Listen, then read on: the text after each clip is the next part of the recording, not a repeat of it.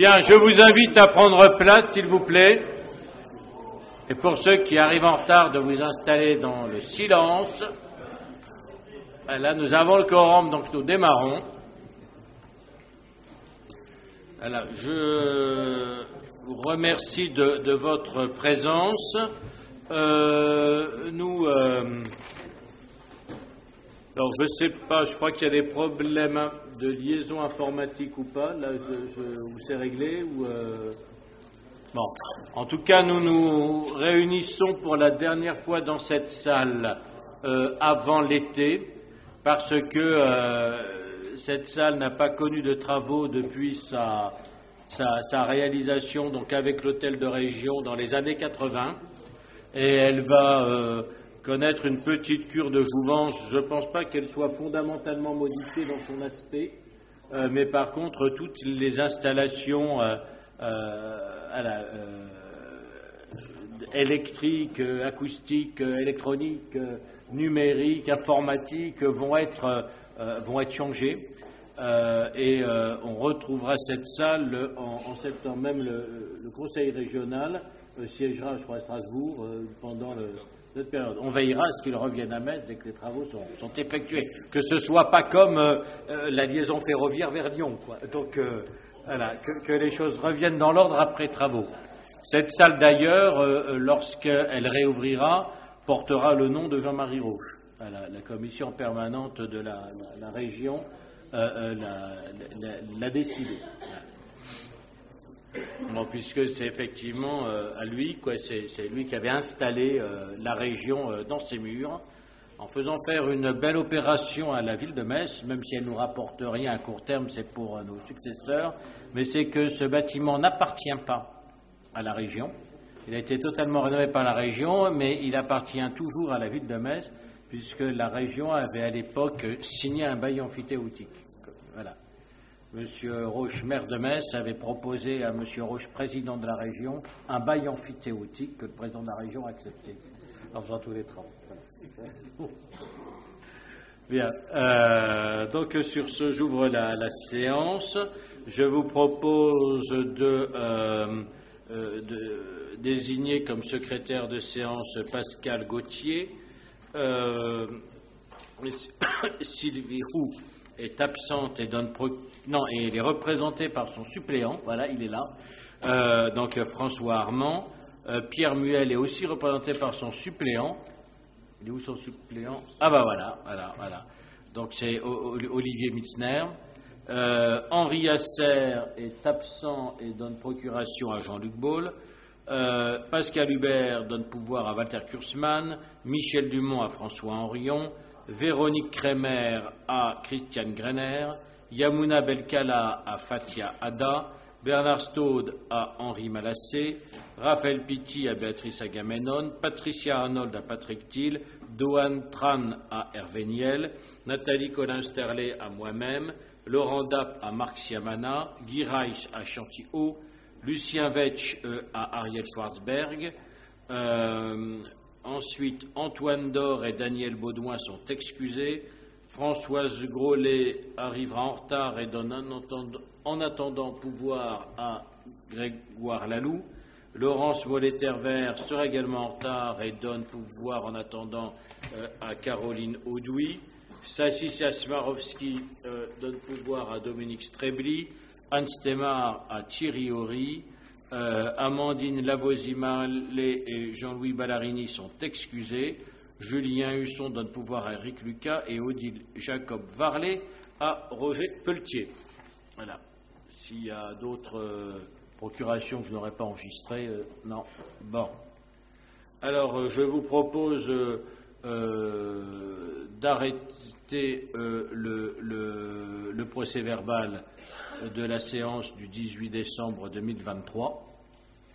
Il n'y a pas de remarques, d'observations, de demandes d'ajout, non. Donc, il est adopté. Et nous passons au point numéro 1, qui est... C'est l'installation d'une nouvelle conseillère métropolitaine. Alors, qui est l'installation d'une nouvelle conseillère métropolitaine titulaire de la ville de Metz en remplacement de Marina Véronneau, qui a démissionné, qui nous en a informé le 25 janvier 2024. Donc, il convient de procéder à l'installation de sa suivante sur la liste sur laquelle elle avait été élue. Il s'agit donc de Charlotte Picard, que je salue. Voilà. Bienvenue Charlotte Picard.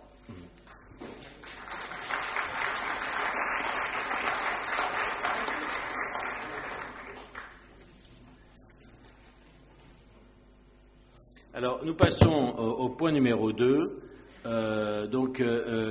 L'ENSAM nous a informé du renouvellement des membres du conseil du centre du campus de l'École nationale supérieure des arts et métiers de Metz.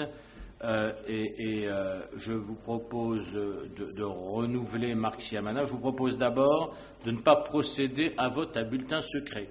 Alors, quelqu'un s'oppose-t-il à ce que nous ne votions pas à bulletin secret? Si personne n'y s'y oppose, je vous propose d'approuver la candidature de Marc Siamana, sauf si quelqu'un d'autre est candidat. Et donc, Marc Siamana est réélu comme notre représentant au conseil du centre de l'ENSAM. Merci.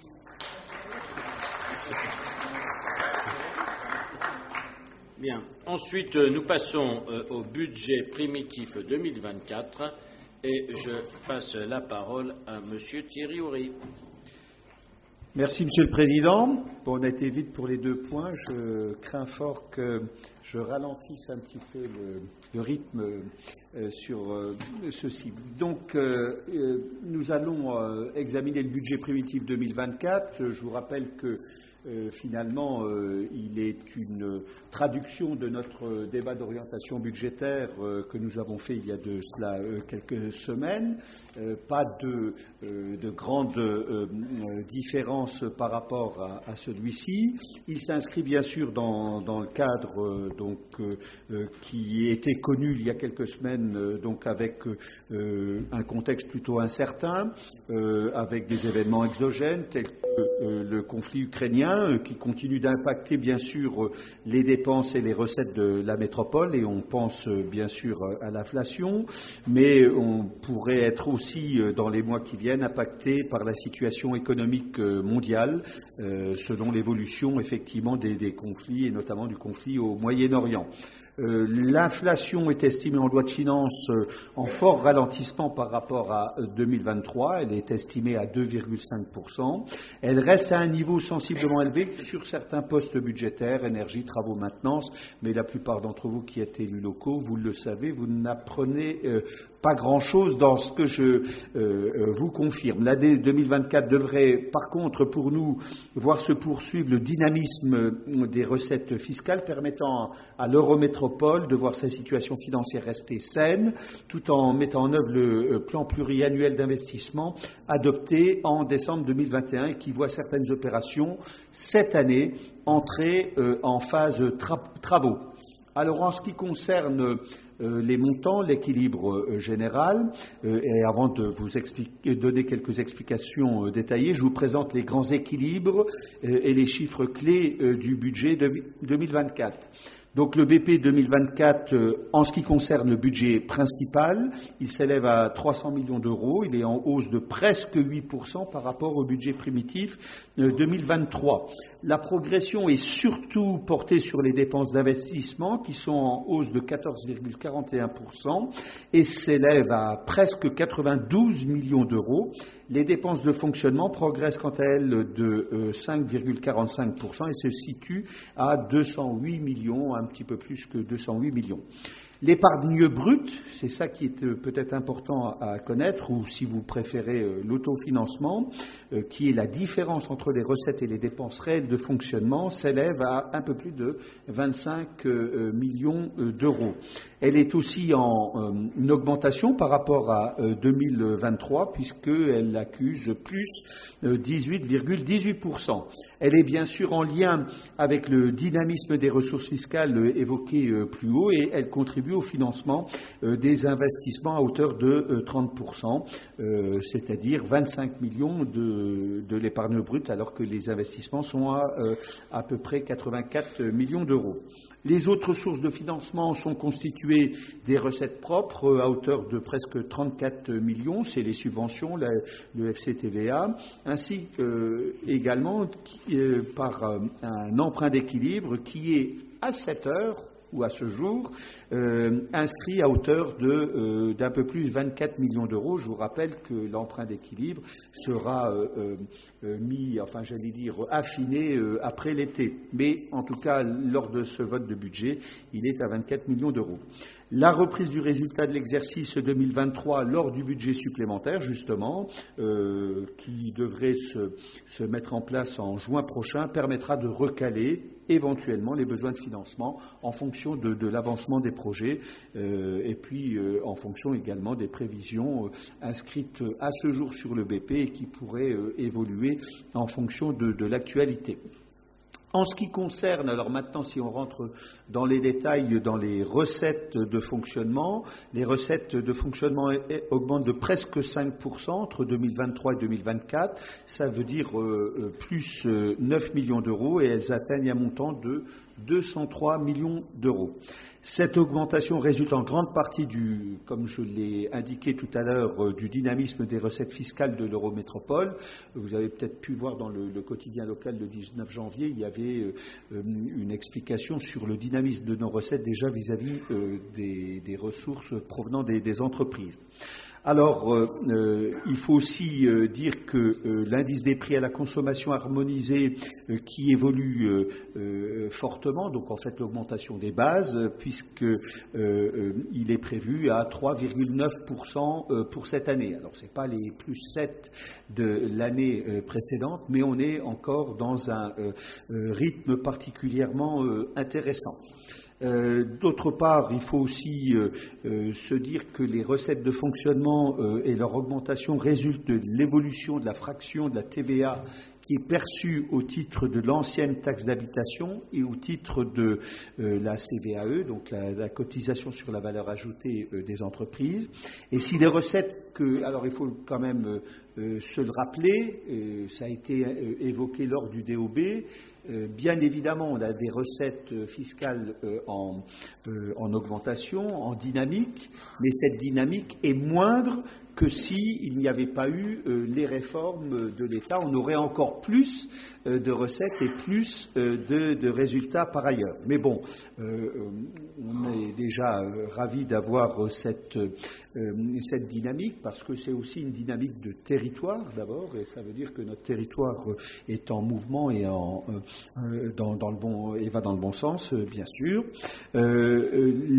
Nous avons donc bien sûr dans le dynamisme qui est retenu, donc retenu plutôt une hypothèse prudente de 3,2%, alors que la loi de finances est plutôt sur 4,5%. Qu'est-ce qu'on peut dire également qui, à mon sens, est important pour l'ensemble des entreprises comme des citoyens, mais ce n'est pas une surprise encore par rapport au DOB. Il faut noter que les taux d'imposition ne sont pas modifiés. Ils ne l'ont pas été l'année précédente, ils ne le sont pas encore cette année. Et puis, pour l'ensemble des autres recettes de fonctionnement, nous prévoyons au global une hausse modérée avec certaines ressources en hausse et d'autres en baisse. Je ne rentre pas dans les détails, mais nous avons effectivement une bonne situation pour nos recettes de fonctionnement. Alors, je vous propose de voir maintenant en face les dépenses de fonctionnement. Elles sont, en hausse d'un peu plus de 3,10% par rapport à 2023, mais forcément, maintenant, cette hausse qui est mesurée masque des mouvements importants. Par exemple, on a des évolutions, par exemple, de la masse salariale qui va fortement augmenter avec l'augmentation du point d'indice et les diverses autres mesures décidées au niveau national. Il y a les dépenses d'énergie qui sont difficilement encore maîtrisables et puis des contributions qui sont importantes, par exemple celle au SDIS qui augmente d'1 million d'euros de budget prévisionnel à budget prévisionnel ou divers contrats de maintenance et d'entretien. En ce qui concerne les charges financières, elles augmentent de presque 200 000 euros du fait de la hausse des taux d'intérêt, plus 8,4%, parce que nous avons quelques crédits effectivement à taux variable, mais je rappelle que l'essentiel de la dette de l'Eurométropole est plutôt composé d'emprunts à taux fixe pour 61% en tout cas de l'encours des crédits. Et par ailleurs, on a dans les nouvelles mutualisations de services, elles ont pour conséquence une forte hausse de charges de personnel, mais elles sont compensées en face par les attributions de compensation. Donc, vous avez vu des recettes de fonctionnement qui augmentent par le dynamisme du territoire, des dépenses de fonctionnement qui sont maîtrisées, même si certaines sont plus fortes que d'autres. J'en viens maintenant à l'investissement, qui est peut-être ce que vous attendez le plus. Les dépenses réelles s'élèvent à presque 84 millions d'euros, soit une augmentation de plus 7 millions d'euros, c'est presque plus 10%. Plus 9,6 si vous voulez un chiffre tout à fait exact. Dans ces dépenses, ce sont essentiellement des dépenses d'équipement qui progressent à près de 18%. Elles traduisent finalement la montée en puissance des engagements du programme pluriannuel adopté en 2021. Alors bien sûr, dans les prochaines diapositives, on va vous détailler les différentes politiques publiques qui voient leur crédit progresser par ailleurs. Le remboursement de la dette est plutôt stable du fait de l'absence de nouveaux emprunts également à réaliser cette année. Et les recettes d'investissement s'élèvent quant à elles à 58 millions d'euros. C'est une augmentation de plus 6,3%. Alors cette augmentation concerne notamment les subventions et dotations reçues et concerne deux politiques en particulier, les aides à la pierre qui sont particulièrement impactées et la mobilité. L'emprunt d'équilibre, je l'ai dit tout à l'heure, est en hausse, mais il reste limité à 24 millions d'euros jusqu'à présent. Voilà. En conclusion, les dépenses d'équipement sont finalement financées quasi en totalité, à part égale, par l'épargne brute, 25 millions d'euros, les subventions et dotations, 27 millions d'euros, et par l'emprunt d'équilibre, 24 millions d'euros. Ce que je vous propose, c'est de rentrer maintenant dans les détails de nos actions du budget primitif 2024. Donc vous avez bien sûr les actions en faveur de la décarbonation et des mobilités. C'est effectivement un enjeu et puis un axe fort de notre budget pour 2024, mais depuis longtemps. Alors vous avez d'abord l'investissement en faveur de la création de la troisième ligne Métis et également la prolongation de la ligne A qui entre véritablement en phase travaux pour cette année.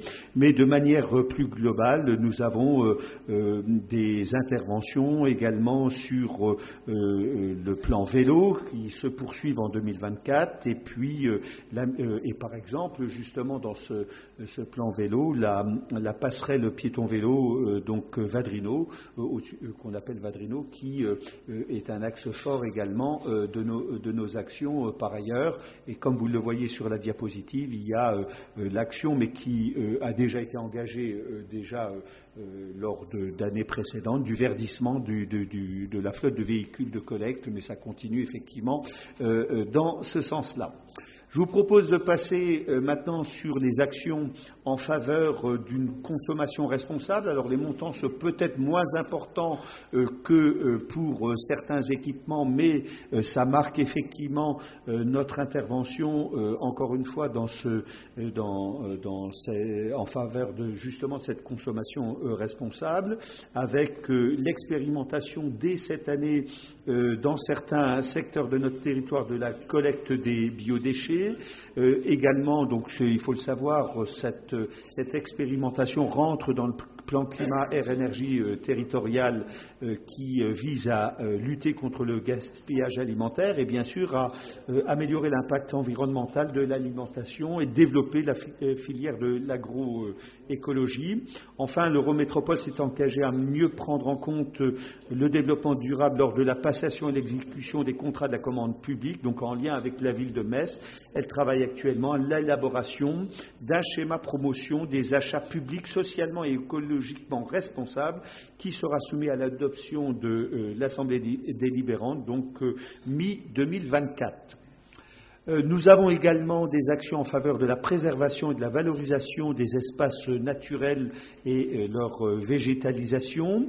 On travaille donc notamment pour préserver et adapter les forêts métropolitaines au changement climatique, avec en 2024 la fin des travaux de sécurisation du Mont-Saint-Quentin et l'ouverture du site au grand public. La politique de préservation et de valorisation des espaces naturels emblématiques du territoire se traduira également par de nouvelles étapes dans le projet des étangs de Saint-Rémy, porté conjointement avec la communauté de communes des Rives de Moselle, et puis des opérations d'envergure de requalification de l'espace public qui sont pensées afin de mettre la végétalisation des milieux urbains au cours des projets. Et par exemple, on pense au projet Serpenoise et La Doucette qui verront le jour également cette année.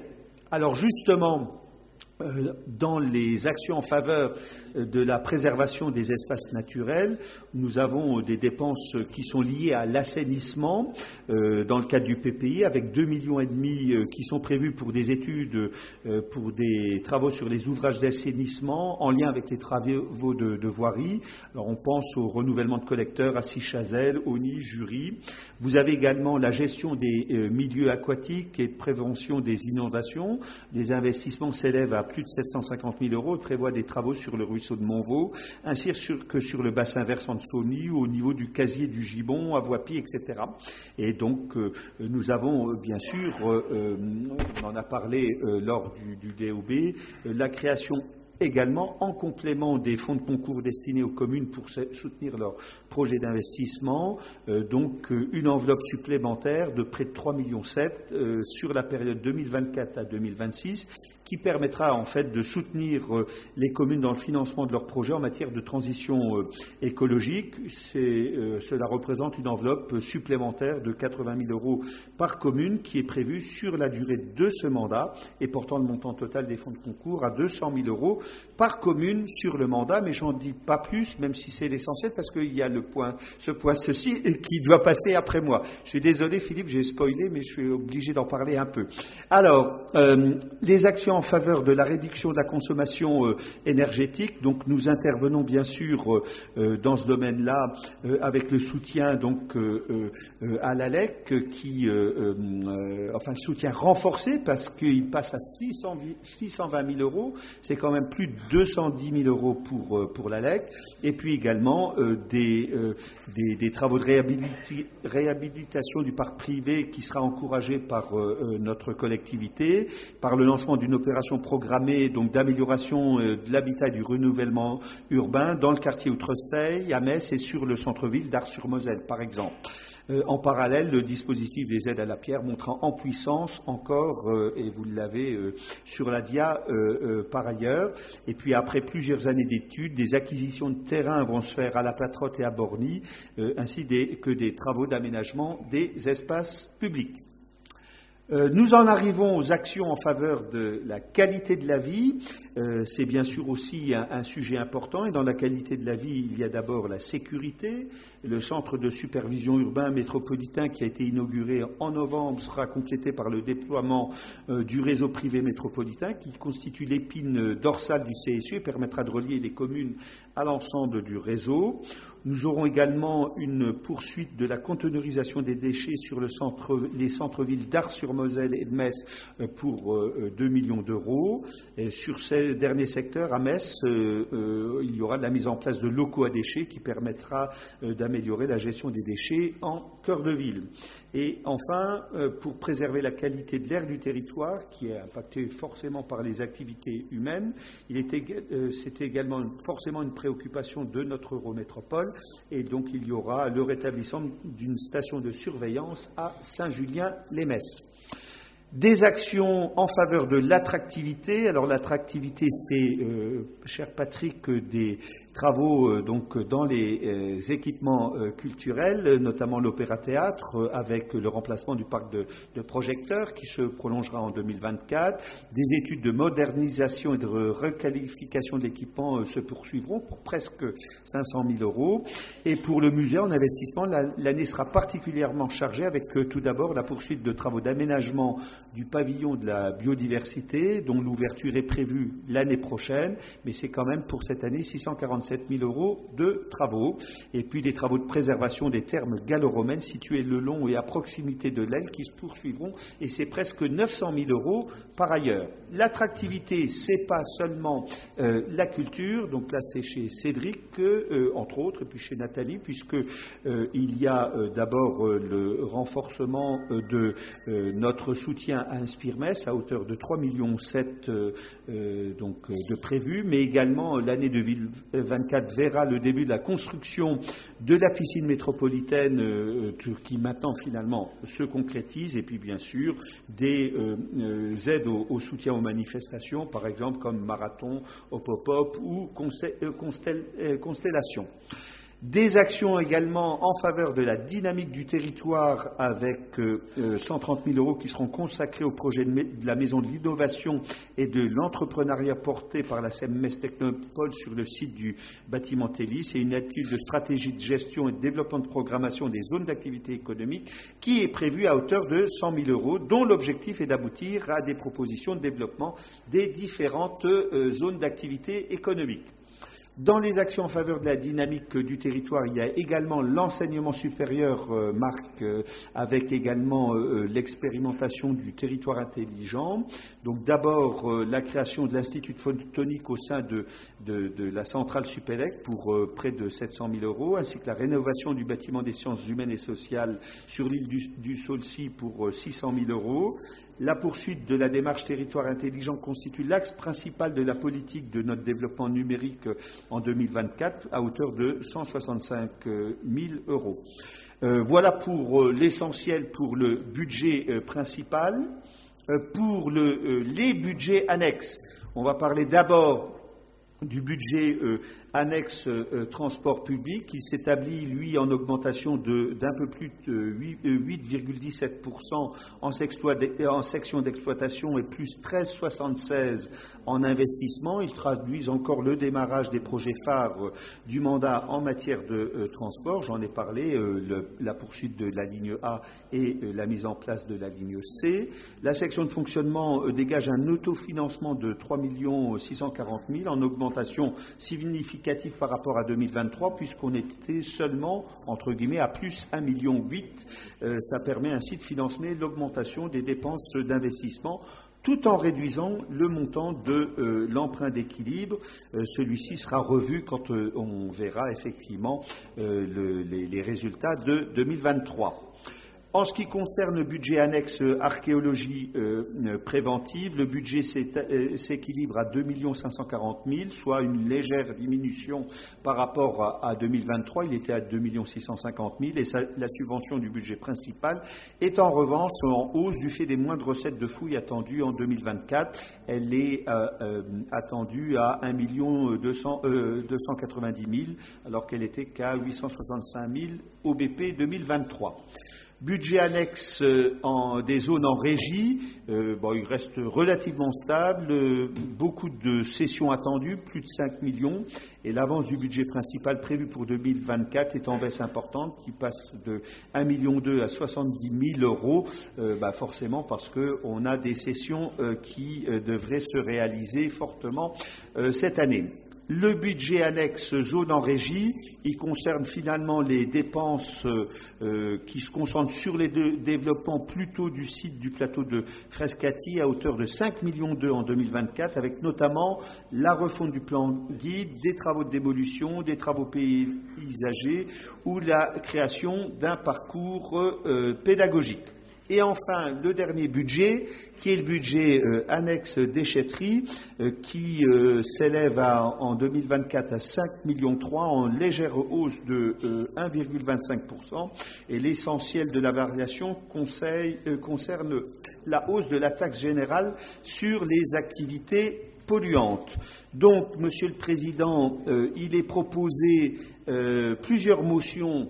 D'abord, l'adoption du budget primitif 2024 pour l'ensemble des budgets que je viens d'évoquer. Le principal, l'archéologie préventive, déchetterie, transport public, zone en régie, avec le budget principal qui s'équilibre à un peu plus de 300 millions d'euros, archéologie préventive 2 540 000, j'arrondis, les déchetteries 5 341 000, le budget annexe transport public le 94 563 000 et zone en régie plus de presque 69 millions d'euros. Donc il vous est demandé d'adopter le tableau des effectifs annexés au BP 2024, de décider l'inscription au titre de l'exercice de 2024 de crédits affectés au cabinet du président à hauteur de 1 031 544 euros pour le recrutement au maximum de 7 collaborateurs conformément à la réglementation en vigueur, de décider l'attribution d'un véhicule de fonction par nécessité absolue de service pour chacun des postes de DGS, de DGA et pour un emploi de collaborateur de cabinet, et de retenir le forfait annuel comme mode d'évaluation de l'avantage en nature, de décider de retenir le mode d'évaluation de l'avantage en nature suivant le forfait annuel et d'autoriser le Monsieur le Président ou son représentant à signer tous les documents se rapportant à la présente. Ça, c'est la motion 1.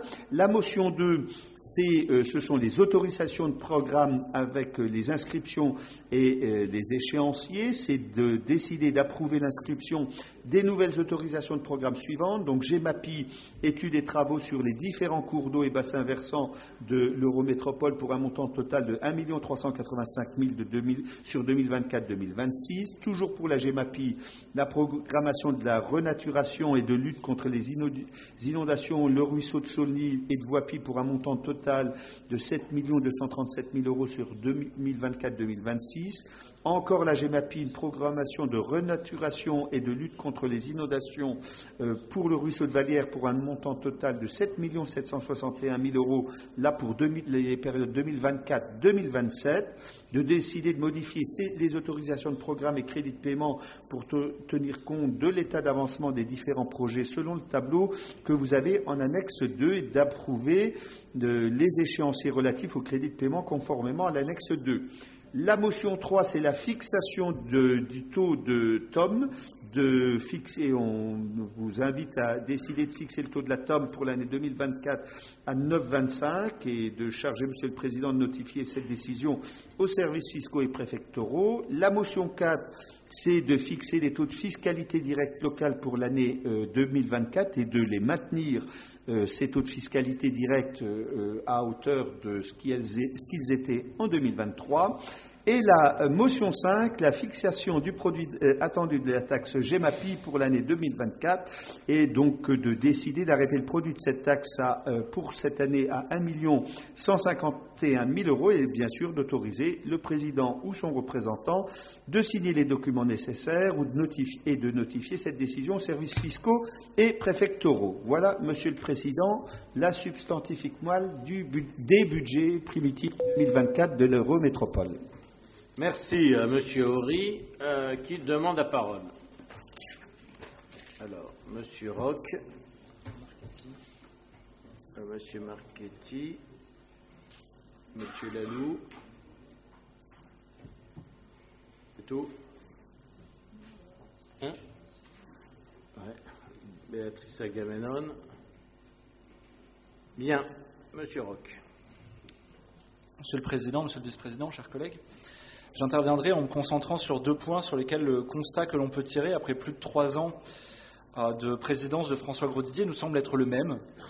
Nous faisons le minimum nécessaire alors que l'urgence nous dicte de faire tout ce qui est notre possible pour atténuer le choc qui nous attend. En matière de transport en commun, j'y reviendrai sur le point 7 de ce Conseil. Alors que nous voyons une fréquentation en hausse continue depuis plusieurs années, notre service ne suit pas.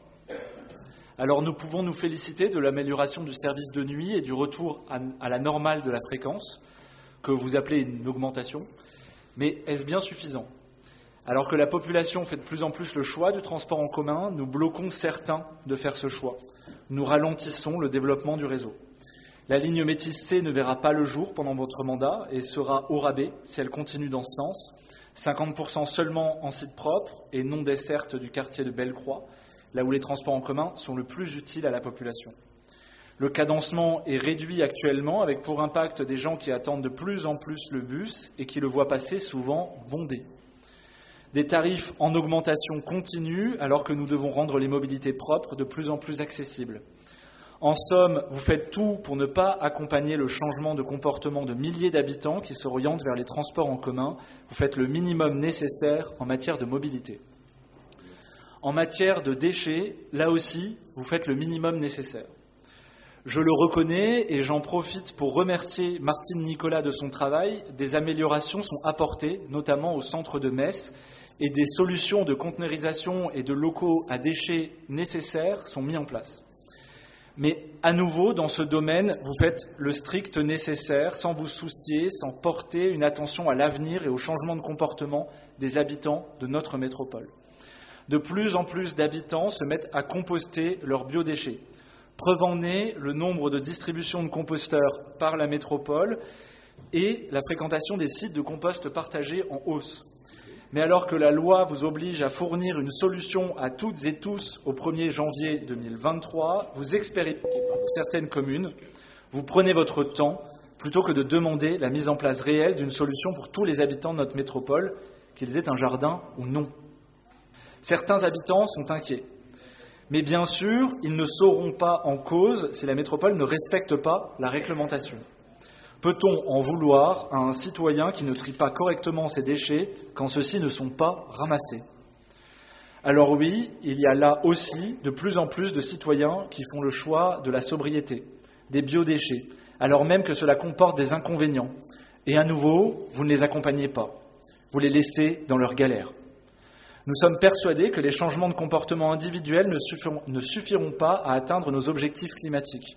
Il faut des changements systémiques et cela, seules les collectivités peuvent l'accompagner et l'atteindre. Vous avez fait le choix de ne pas le faire, de continuer à vivre comme avant et à foncer droit dans le mur. Je vous remercie. Merci, Monsieur Roth, pour ce propos tout en nuance. Maintenant, donne la parole à Monsieur Marchetti. Merci, Monsieur le Président, chers collègues. Ce budget prévoit donc 200 000 euros d'adhésion au capital de la société de projet hydrogène dont on a déjà parlé. Je souhaiterais donc avoir de votre part un point d'étape sur la mise en place de l'écosystème hydrogène local. Nous devrons alimenter de nouveaux bus en hydrogène assez rapidement désormais, probablement d'après ce que j'ai compris dès juillet 2025. Et d'un autre côté, l'écosystème local, lui, il suppose des actes qui auront nécessairement une certaine durée d'application, la construction d'un électrolyseur par John Cockerill sur son site alsacien, son installation à Frascati, etc. Pouvez-vous donc aujourd'hui nous indiquer le calendrier que vous envisagez concrètement et quelles solutions intermédiaires vous envisagez également dans l'intervalle ? Et de plus, pouvez-vous nous indiquer si vous avez reçu une réponse de l'ADEME pour le subventionnement de ce projet ? Je vous remercie. Bien, Monsieur Lalou. Merci, Monsieur le Président, chers collègues. Alors quelques remarques. Lors du DOB, j'avais évoqué la situation financière future de notre collectivité, avec notamment donc la perspective de la nouvelle ligne Métis, qui va être on va dire une dépense structurante à venir. Bien évidemment, il y a une logique et une nécessité à améliorer nos capacités en matière de transport collectif, même si nous pouvons en discuter la forme et la mise en œuvre. Et il y aura bien des choses à dire, à commencer par en effet le coûteux bus à hydrogène. Et même si la technologie est intéressante, nous allons un peu faire les plâtres comme les précédents Métis. Et en effet, il y a une question qui se pose concernant l'état des lieux de cette alimentation. Mais pour revenir à la partie financière, on nous présente une situation comme saine. Bon, c'est un terme qu'il faut relativiser, de surcroît avec la conjoncture toujours plus changeante et instable. Et il est vrai que si on compare avec la situation de Metz, il y a certainement un moindre mal, mais avec donc des dépenses il y a quand même un certain nombre de dépenses qui nous apparaissent pas nécessaires au moment où nous engageons donc sur cette nouvelle ligne, car gouverner, c'est prévoir, et à cette allure, on se retrouvera comme toujours à la fin avec plus de dettes et d'impôts. Donc concernant ces mauvaises dépenses, on peut toujours relever les traditionnelles, pas toujours utiles et souvent coûteuses études, avec par exemple une étude stratégique sur Metz 2030-2050, 20 000 euros, le financement d'un cabinet à Barcelone et un à Zurich pour Metz Urban Mobility 2030 avec un total de 400 000 euros, même s'il s'agit d'un prolongement, ça n'en demeure pas moins extrêmement coûteux. Les études évidemment sur les fameuses ZFE, les zones à forte exclusion, qui visent à organiser l'ostracisme d'un certain nombre de nos concitoyens qui ont un véhicule qu'on qualifie de polluant et qui vont être privés de l'accès à un certain nombre de villes. Alors même si le gouvernement semble se diriger vers un allègement des contraintes, on aimerait là aussi avoir une position claire, votre position sur le sujet. Je pourrais aussi revenir sur l'augmentation des dépenses de fonctionnement avec cette fameuse création de 16 nouveaux postes. Et on pourrait aussi revenir sur cette fameuse serpentine dont vous allez poser la pierre dès demain, qui s'inscrit dans le cadre de la requalification de la rue Serpenoise, une requalification dont on peut discuter pourquoi pas, mais sur cette serpentine précisément, cela apparaît comme une gabegie. Et c'est un peu le symbole d'ailleurs de votre réenchantement que vous récitez comme un mantra. C'est si vrai d'ailleurs que lorsqu'on vous parle de la rue Serpenoise, vous nous répondez la serpentine, les cellules commerciales vacantes, la serpentine, comme si d'un coup de baguette magique cela allait résoudre l'ensemble des difficultés de la rue Serpenoise. Il faut rappeler que cet accessoire va coûter 700 000 euros aux frais du contribuable messin, et le moins qu'on puisse dire, c'est que il n'est pas forcément attendu. Il suffit pas de se présenter comme un enchanteur pour faire précisément croire que ce projet va apporter quoi que ce soit de positif à la rue Serpenoise. Quelque chose de concret, hein. C'est un projet certainement très sympathique, mais au-delà de ça, il n'y a pas de véritable valeur ajoutée. Et encore une fois, il y a une déconnexion entre le coût qui est de 700 000 euros, alors même que vous avez augmenté les impôts l'an dernier à Metz. Je ne suis pas sûr que ce soit du goût des Messins et de surcroît des habitants de la rue Serpenoise, habitants ou commerçants d'ailleurs, qui ne tarissent pas de critiques sur ce projet. Et là aussi, c'est une dépense qui mériterait, je pense, d'être revue, parce qu'à l'avenir, en effet, nous allons être confrontés avec cette nouvelle ligne Métis à des dépenses importantes, et je pense que le moment serait venu d'être prudent, car encore une fois, gouverner, c'est prévoir. Je vous remercie. Bien, oui, j'ai vu, merci. Oui. Donc, merci Monsieur Lalou. Béatrice Agamemnon. Oui, merci Monsieur le Président, chers collègues. Eh bien, moi, je veux voir dans ce budget l'illustration de finalement la décarbonation des mobilités. Et ce que je voulais souligner avec mon intervention, c'est qu'on est vraiment dans une phase très opérationnelle, avec des nouveaux investissements qui voient le jour et des réalisations qui se voient sur le territoire de façon assez nombreuse. Alors, je voulais seulement revenir sur quelques petits sujets. Alors, les travaux du Métis A vont rentrer dans leur phase opérationnelle avec un objectif de mise en service de cette ligne au printemps 2025. La 3e ligne Métis, alors Monsieur Roch, vous disiez qu'elle était retardée. On a fini l'enquête publique mi-janvier. On a eu les retours de la commission d'enquête et on envisage une déclaration d'utilité publique à l'été. Alors, on aurait pu mettre en service le Métis avant les élections, mais on a un petit sujet, c'est la disponibilité des matériels électroniques pour équiper les bus.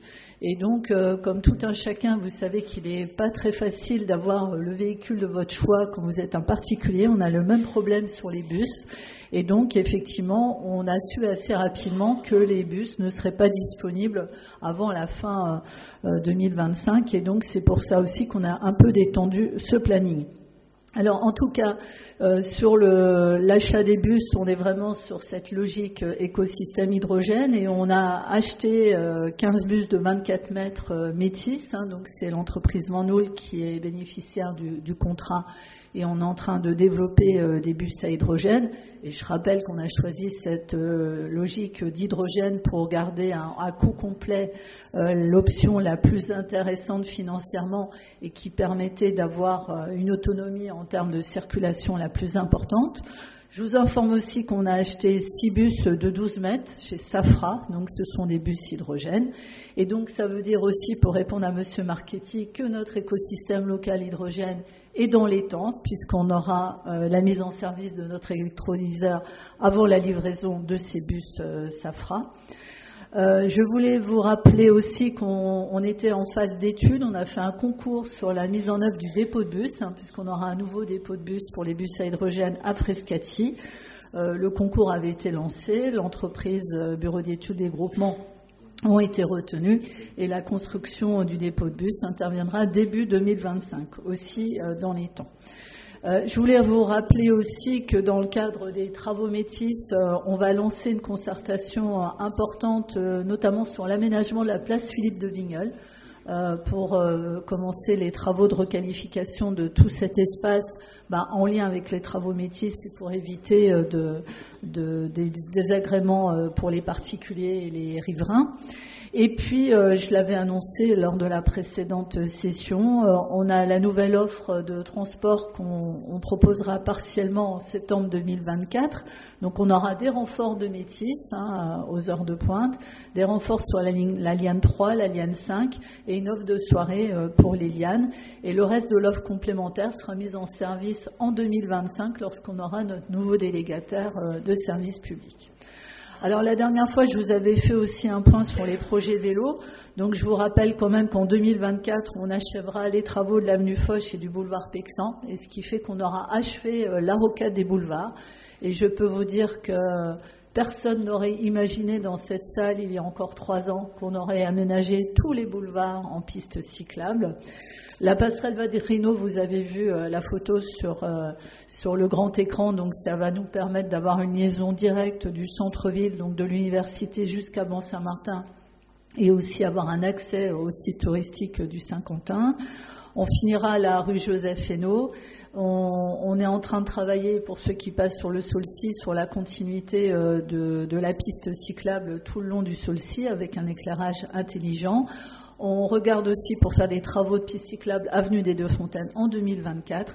Et je peux vous annoncer aussi en 2024 qu'avec mon collègue Christophe Prévost, qui est délégué en plan vélo, eh bien, on engagera les travaux de concertation pour le nouveau schéma directeur cyclable, puisque le schéma directeur cyclable qui a été approuvé en 2020 est presque obsolète, parce que maintenant l'apparition des vélos à assistance électrique change la donne, et donc on peut envisager maintenant des itinéraires vélos qui n'existaient pas auparavant. J'avais fait aussi un point sur le déploiement de bornes électriques, puisqu'on est aussi sur l'écomobilité. Et l'idée, c'est d'avoir vraiment toutes les options possibles et à disposition de nos concitoyens lorsqu'on mettra en place les ZFE, parce que les ZFE ne sont pas arrêtés, contrairement à ce qui avait été dit dans les médias. Donc 100 bornes électriques seront mises en œuvre en 2024. 44 sur Metz, une dans chaque commune de la métropole. Les anciennes bornes seront aussi réintégrées pour avoir un système qui soit compatible sur l'ensemble du territoire métropolitain. et on aura des bornes lentes, rapides et semi-rapides en fonction des besoins des territoires. Et puis, je voulais vous informer aussi sur les principaux opérations de voirie, notamment sur Metz, puisque ça relève de ma délégation Messine. Donc, les travaux de requalification de la rue de la Chèvre ont commencé ces jours-ci. Vous parliez tout à l'heure des travaux de la Serpentine. Eh bien, les travaux de pavage ont commencé avec une mise en service des premiers espaces au mois de juillet, et on s'est mis en contrainte de pouvoir accéder et libérer le plus rapidement possible toutes les terrasses de ce secteur-là, de la rue La Doucette jusqu'à la rue Serpenoise.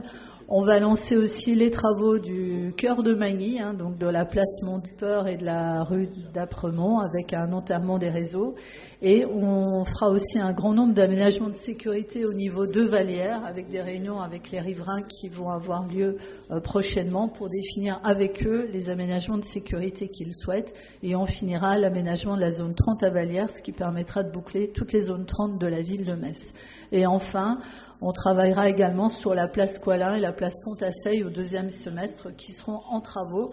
Et donc, on aura une refonte complète du parking, donc de la place Coilin. Voilà, je ne vais pas être plus longue, mais je voulais quand même vous rappeler qu'on avait des ambitions, quoi que vous en disiez. Et surtout, vous avez dû remarquer cette slide. On a un budget annexe transport qui est pour l'instant équilibré. Et on n'est même pas un tiers des grandes collectivités de France à avoir un budget annexe transport équilibré. Et je vous remercie. Merci. Cédric Goutte pour répondre sur les sujets économiques et d'attractivité. Merci, Président. Alors, concernant déjà la Serpentine, notamment, où il y aura la première pierre qui sera donc posée. Le premier pavé, c'est la rénovation de la rue Serpenoise. C'est vrai qu'elle était tellement belle qu'il fallait laisser comme elle était la rue Serpenoise. Alors, le premier pavé, pour nous, c'est toujours très important. En tout cas, tous les retours que je peux avoir sur l'attractivité économique, donc on peut mettre en avant par le biais d'Inspire-Metz et les salons qu'on peut notamment organiser, on a toujours identifié un point. C'est, on va dire, à la fois une identité, une différenciation. On parle d'attractivité, on l'a évoqué juste avant d'un point de vue culturel. Quand on parle de Metz, on parle du Centre Pompidou, on parle de l'Opéra, on parle de l'Arsenal. Quand on parlait notamment auparavant aussi, il y a de cela fort longtemps, et mémoire également à Jean-Marie Roche, c'était Metz la commerçante, qui était identifiée notamment avec cet axe Serpenoise qui était très large. Pourquoi il était très large ? Parce que, pour rappel, il y avait également les bus articulés qui devaient, en l'occurrence, passer par cet endroit-là. Ça a été modifié, changé avec à la fois des bus électriques qui sont positionnés, qui permettent notamment de pouvoir diminuer et de retrouver une identité, notamment à la ville de Metz et notamment à cette rue qui reste emblématique. Bien sûr, il y a une nécessité, et on le voit par le principe des taux de vacances. Taux de vacances, quand on regarde le nombre de taux de vacances par cellule commerciale, on est dans la moyenne, notamment nationale. Mais on est sur des éléments qui, en termes de surface de vente, qui sont, on va dire, certes largement importants. Pourquoi ? Parce qu'on a un mode, notamment de commercialisation et également de commerce de manière générale, qui a complètement été modifié. Rappelons-nous qu'on était la seule ville à un moment donné qui avait à la fois le printemps et également les Galeries de la Fayette. Donc par rapport à la nombre de population qui était présent sur Metz. On a vu des changements qui ont été identifiés sur tous ceux qui étaient liés à l'habillement, qui dénombrent un mètre carré très important par rapport à ce qu'on pouvait avoir, notamment par rapport à d'autres centres-villes qui avaient peu d'activités, notamment comme nous on pouvait l'avoir, notamment sur la ville-centre. Donc forcément, il faut se réadapter, il faut notamment être résilient sur la volonté d'aménager peut-être différemment ces cellules commerciales, chose qui est mise en place. On le voit notamment avec le printemps qui a vu notamment évoluer son offre à la fois avec des cellules commerciales mais également de l'habitat, et qui nécessite forcément de pouvoir s'adapter aussi à cette visibilité, à cette identité. Vous rappelez également quelques chiffres. On est au niveau de la métropole, par le biais de son agence, on a pu à la fois travailler avec des entreprises, notamment sur Metz. On a fait en tout et pour tout 155 interactions, notamment entre les entreprises et les commerces messins, et plus de 420 avec les commerces et entreprises qui sont en dehors de la ville de Metz, donc au niveau métropolitain. Donc ça montre aussi qu'il y a un travail qui est mené, notamment sur cette volonté à la fois de développer, d'améliorer et d'identifier réellement cette identité et ce travail en termes de développement. Vous dire aussi qu'on a accompagné à la fois d'un point de vue financier, d'un point de vue ressources, innovation, d'un point de vue international, d'un point de vue emploi, formation, parce que c'est aussi dans ce cadre-là qu'on fait venir aussi des entreprises et des commerces. Donc plus de 85 accompagnements, et je tiens à féliciter également le travail de la ville de Metz avec son pôle notamment pour les différents job dating qui ont été mis en place et qui ont réellement amené un plus sur le territoire en termes de visibilité, mais également en termes donc de candidats qui ont pu trouver un poste, notamment sur la métropole. Vous dire aussi qu'il y a plus de 200 000 euros d'aides qui ont été levées pour les entreprises messines. Donc ça montre aussi cette attractivité qu'on veut mettre en place vis-à-vis notamment de la métropole et le soutien qu'on souhaite notamment donner aux entreprises et aux commerces qui sont présents sur le territoire. Vous dire aussi que le développement économique ne s'arrête pas que à travailler notamment sur le principe de la ville-centre. On a, et c'est un des points que je voulais soulever, un gros travail qui a été mis en place avec Marc Siamana aussi, concernant le travail sur la maison notamment de l'innovation et de l'entrepreneuriat qui verra le jour. On a monté notamment un budget et qui est porté notamment par la SEM Metz-Technopole pour pouvoir notamment accompagner le travail des entrepreneurs, mais également le travail de tout ce qui est lié à l'enseignement supérieur. Ils doivent travailler ensemble et on a également identifié un soutien financier de plus de 130 000 euros déjà par rapport à tout cela. Vous dire aussi, 2023 ne s'arrête pas notamment que en termes de recherche pour trouver des solutions, chose qu'on vous propose là, mais c'est également la volonté de continuer à aider à verser aux porteurs de projets. Plus de 275 000 euros qui seront notamment versés aux porteurs de projets encore en 2024. Donc ça montre également cet intérêt, cette attractivité qu'on veut mettre en avant. L'agriculture, bien sûr, avec Michel Torlotin, on continue et on poursuit. C'est hyper important de pouvoir développer, notamment sur la base Frescati, un travail qui est mené notamment à la fois en termes d'études, avec cette restauration collective, avec des partenaires qui sont là aussi à pouvoir nous aider, à pouvoir identifier comment sera l'avenir. La Chambre d'agriculture notamment, le lycée agricole également de Courcelles-Chaussy, avec un soutien financier qui est encore identifié, donc pour près de 65 000 euros. L'agriculture, de manière générale, c'est 245 000 euros qui va être fléché notamment pour le principe du soutien, à la fois sur des porteurs, mais également sur notamment des études qu'on veut mettre en avant. Bien sûr, Agrimax, qui est aussi le fer de lance en termes de visibilité, et bien sûr le soutien qui sera également, on va dire, installé. Quand on parle d'attractivité, c'est aussi la manière dont les personnes, notamment, viennent visiter la ville et qui peuvent faire rayonner aussi la ville. On parlait de culture, on parle également de tourisme. On a un marché de Noël qui a été, on va dire, exceptionnel encore cette année, puisqu'on a eu, en termes de fréquentation piétonne entre le 24 novembre et le 30 décembre, plus de 30% par rapport à 2022. Donc ça nous montre encore que l'attractivité est présente et qu'il faut encore qu'on puisse s'améliorer en termes de développement, à la fois sur le tourisme, mais également sur notamment cette visibilité que peut avoir l'Eurométropole de Metz et forcément sa ville-centre Metz. Bien sûr, ça ne s'arrête pas qu'à des simples personnes qui viennent visiter. C'est également des touristes parce qu'ils ont un taux d'occupation, notamment au niveau hébergement, qui a aussi augmenté légèrement, certes, mais qui a aussi augmenté par rapport à 2022, qui était une année exceptionnelle par rapport à ce qu'on a pu voir et qu'on n'avait même pas vu en 2019. Donc ça démontre aussi un gros travail qui a été mené, à la fois en termes d'attractivité. Les commerces ont également été satisfaits, notamment de ce marché de Noël, parce qu'ils ont pu avoir des clients qui ont également acheté, mais également des restaurateurs qui ont permis un gros développement. Si vous me permettez, Président, je veux juste aussi dire quelques mots, forcément en tant que maire de Voipy. On peut que être satisfait. Je tiens à féliciter aussi, pour ma part, le travail de Martine Nicolas concernant les points d'apport volontaires, parce que c'est un gros travail qui nécessite à la fois une bonne gestion et une bonne localisation pour pouvoir installer ces points d'apport volontaires qui permettent de répondre aussi à une demande de la part de nos administrés. C'est tellement compliqué de devoir gérer à la fois des conteneurs qui se trouvent à l'extérieur, qui amènent également beaucoup d'éléments perturbants au niveau des habitants, et c'est tellement plus simple de pouvoir mettre des points d'apport volontaires. Encore faut-il que le budget soit mis en place, en tout cas on le démontre encore ce soir, il y a un gros travail qui est mené. Bien sûr, on continue, on parlait notamment de tout ce qui était donc à la fois bus et transport en commun. Pour pouvoir mettre cela, à un moment donné, sur les personnes qui viennent de l'extérieur, il faut aussi avoir des parkings de covoiturage. Président, j'en suis satisfait parce qu'on a un parking de covoiturage qui a été officialisé et inauguré il y a de cela plusieurs mois dans le sud, notamment de l'Eurométropole par rapport à la 31, donc au sud de la métropole. Il y a un parking de covoiturage qui va également être inauguré fin de la semaine, donc au nord de la métropole, permettant également aux personnes qui viennent du nord de pouvoir soit prendre le Métis pour pouvoir aller à la gare et utiliser la gare, ou soit prendre le Métis et de pouvoir également joindre notamment et rejoindre leur activité sur la métropole. Donc c'est aussi un gros travail qui a été mené avec des coûts qui sont moindres, parce qu'on a pu profiter notamment également du parking P+R du Métis pour pouvoir mettre en place ce parking de covoiturage. Donc aussi, on répond à une demande et un travail. Et laissez-moi terminer, parce que c'est aussi quelque chose que j'ai pu vivre tout de suite dès ma prise de fonction, c'est les inondations. Les inondations, je rejoins tout ce qui a été également subi dernièrement sur Saulny avec les différentes coulées de boue. Quand on est maire et quand on a à devoir gérer des situations comme celle-ci, qu'est-ce qu'on fait ?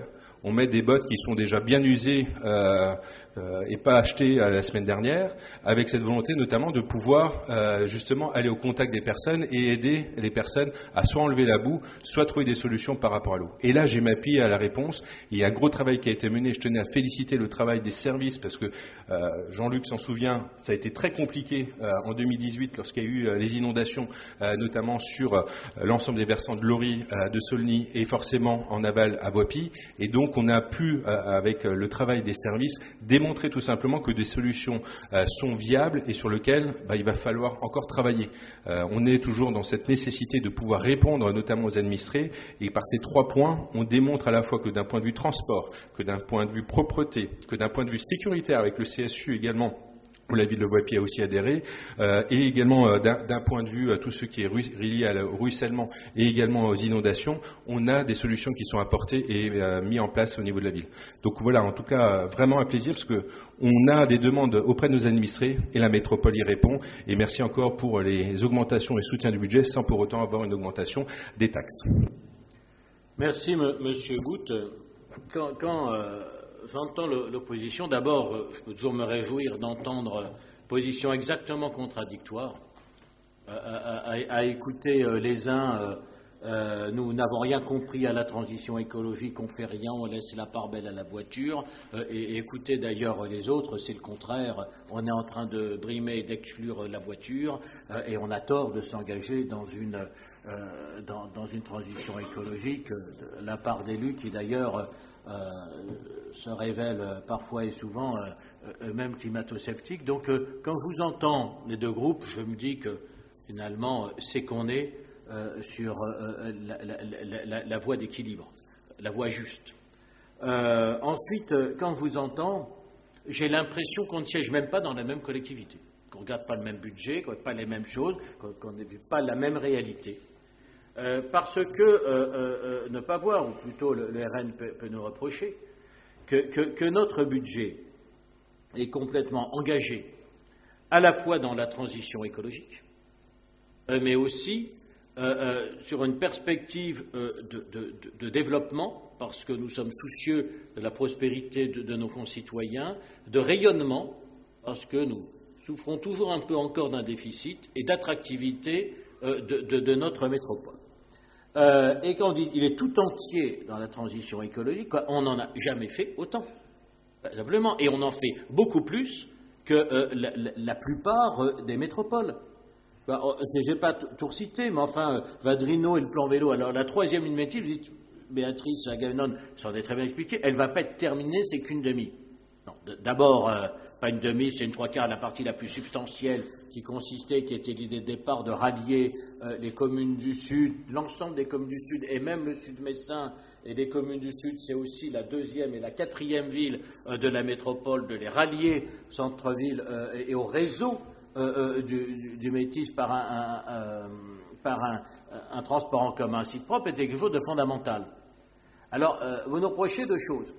La première, c'est de avoir abandonné la partie du premier projet jusqu'à Schuman qui était projeté.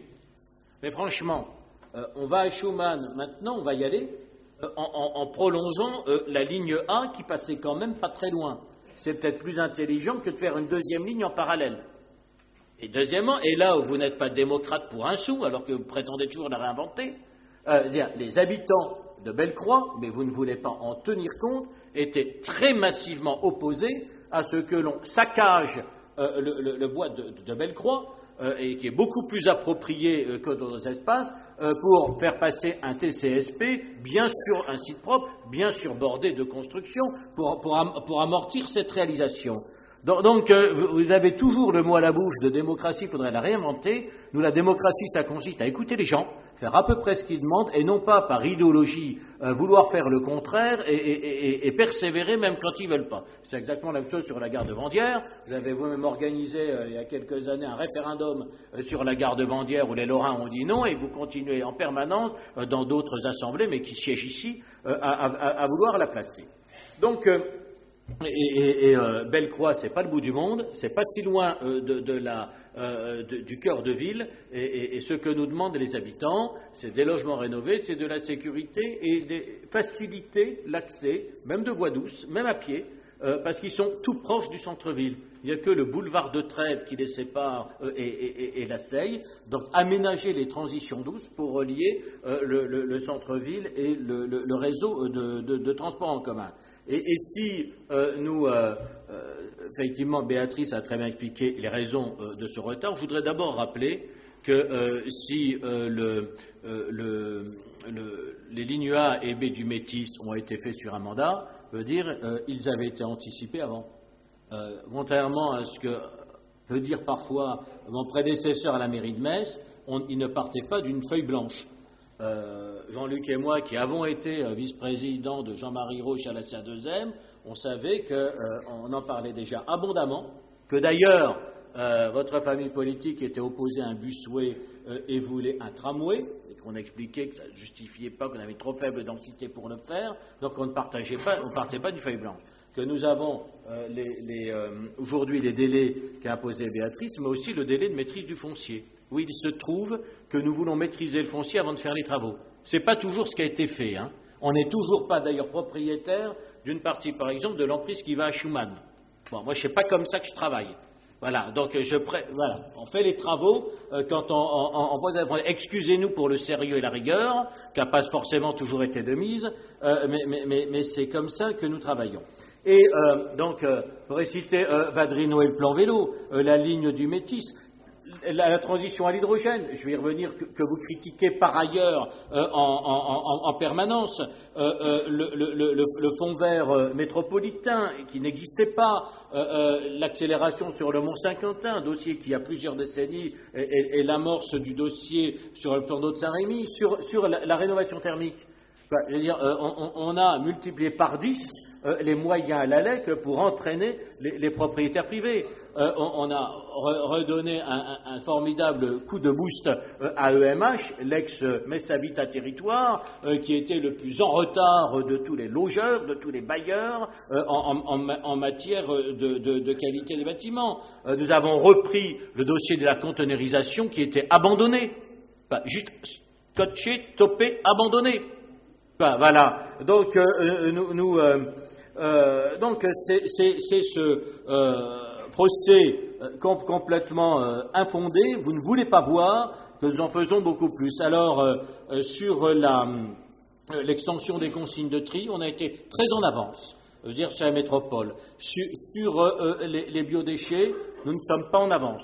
On va bien le regretter. C'est plus compliqué. On l'a été il y a une quinzaine d'années sur le compostage, qu'on a relancé d'ailleurs très fortement et avec des résultats sur le compostage individuel ou collectif lorsqu'il y a une organisation, parce que si on devait mettre un gardien devant chaque composteur collectif, il nous faudrait doubler la taxe d'enlèvement des ordures ménagères, et vous seriez d'ailleurs les premiers à protester si nous le faisions. Donc voilà, c'est tout un budget de transition écologique. Je pourrais évoquer le sujet de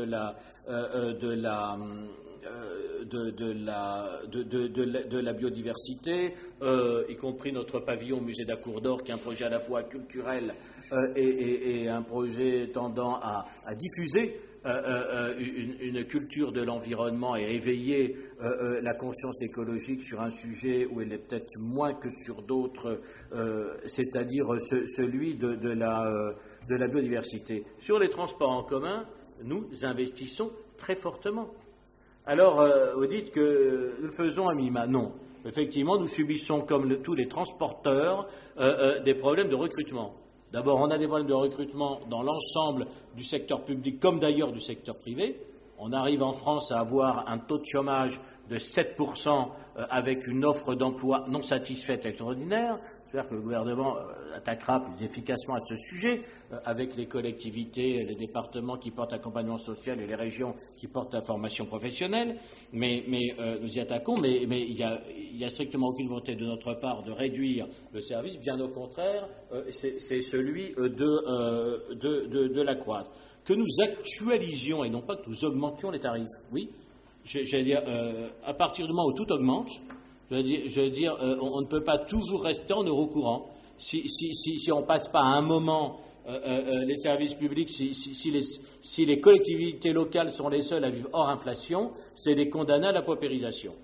Mon prédécesseur à la mairie, qui a été vice-président de transport et qui disait parfois des choses bien, expliquait de façon très pertinente que la gratuité des transports en commun était l'erreur à ne pas commettre. Que d'abord ça allait appauvrir, priver de richesse, de revenus, de ressources le service des transports en commun à hauteur d'un quart, ce qui est absolument considérable, tout en suscitant, en augmentant la demande et donc un besoin d'offres qu'on aurait d'autant moins les moyens de satisfaire et qui pourrait se faire à ce moment-là qu'au prix d'une très très forte augmentation fiscale, sauf à sacrifier les autres politiques. Et par ailleurs, on le voit bien sur une navette du centre-ville, ça n'entraîne pas toujours les déports de la voiture et des transports en commun qu'on souhaiterait, mais beaucoup de déports de la voie piétonne ou de la piste cyclable sur les bus. Et donc, c'est souhaitable ni sur un plan écologique, ni sur un plan de finances publiques, ni sur un plan de la santé publique. Donc, je pense que vous menez de très mauvais combats. Nous menons cette transition écologique, malgré toutes les critiques que vous pouvez nous faire sur le photovoltaïque, sur la cogénération et la valorisation énergétique des déchets, sur l'hydrogène, puisque M. Marketing n'en loupe pas une on est pour, mais on est contre, voilà, en permanence. Pour, mais on est contre. Madame Agamemnon a très bien répondu sur les délais et sur le tuilage, et par ailleurs, nous imaginons ce projet qui verra le jour ou non, sur lequel on investit 10 000 euros, et on n'ira pas plus loin, c'est parce que nous voulons être certains d'avoir une réponse d'un approvisionnement. On ne va quand même pas acheter des bus à hydrogène si on ne peut pas les alimenter avec une source de production locale. Bon, donc nous avons lancé l'appel d'offres. Donc je ne vous répondrai pas dans le cadre d'un appel d'offres. Nous ferons pas. Mais là encore, notre projet ne tenait pas la route. Si nous imaginions effectivement développer le système le plus vertueux avec l'hydrogène, qui quand il est vert, c'est l'électrique sans les batteries, et en nous reposant sur une production locale, en faisant pas faire venir des bonbonnes à hydrogène d'une distance excessive, recréant un impact carbone négatif. Bon, je comprends. Plutôt que de soutenir, d'adhérer à l'idée, je ne peux pas vous reprocher d'avoir des interrogations, de les porter, mais vous n'êtes pas dans l'interrogation, vous êtes toujours dans le bashing, voilà, systématiquement. Et en ne voyant pas l'intérêt principal du dossier, mais en essayant de décrédibiliser l'ensemble du dossier en regardant par le petit bout de la lorgnette. Je rappelle cette expression quand le sage montre la lune, l'imbécile regarde le doigt. Voilà. En matière de transition écologique, on a le droit à ça tout le temps. Alors, monsieur Lalou, vous critiquez le métis coûteux. Oui, sauf que les solutions tout électriques l'est aussi, que les solutions biogaz le sont moins, mais peuvent être très critiques à certains égards. Le biogaz, c'est comme la biomasse. Si on en fait absolument pour tout, je veux dire, ça n'est plus vertueux parce que la ressource renouvelable est insuffisante. Voilà.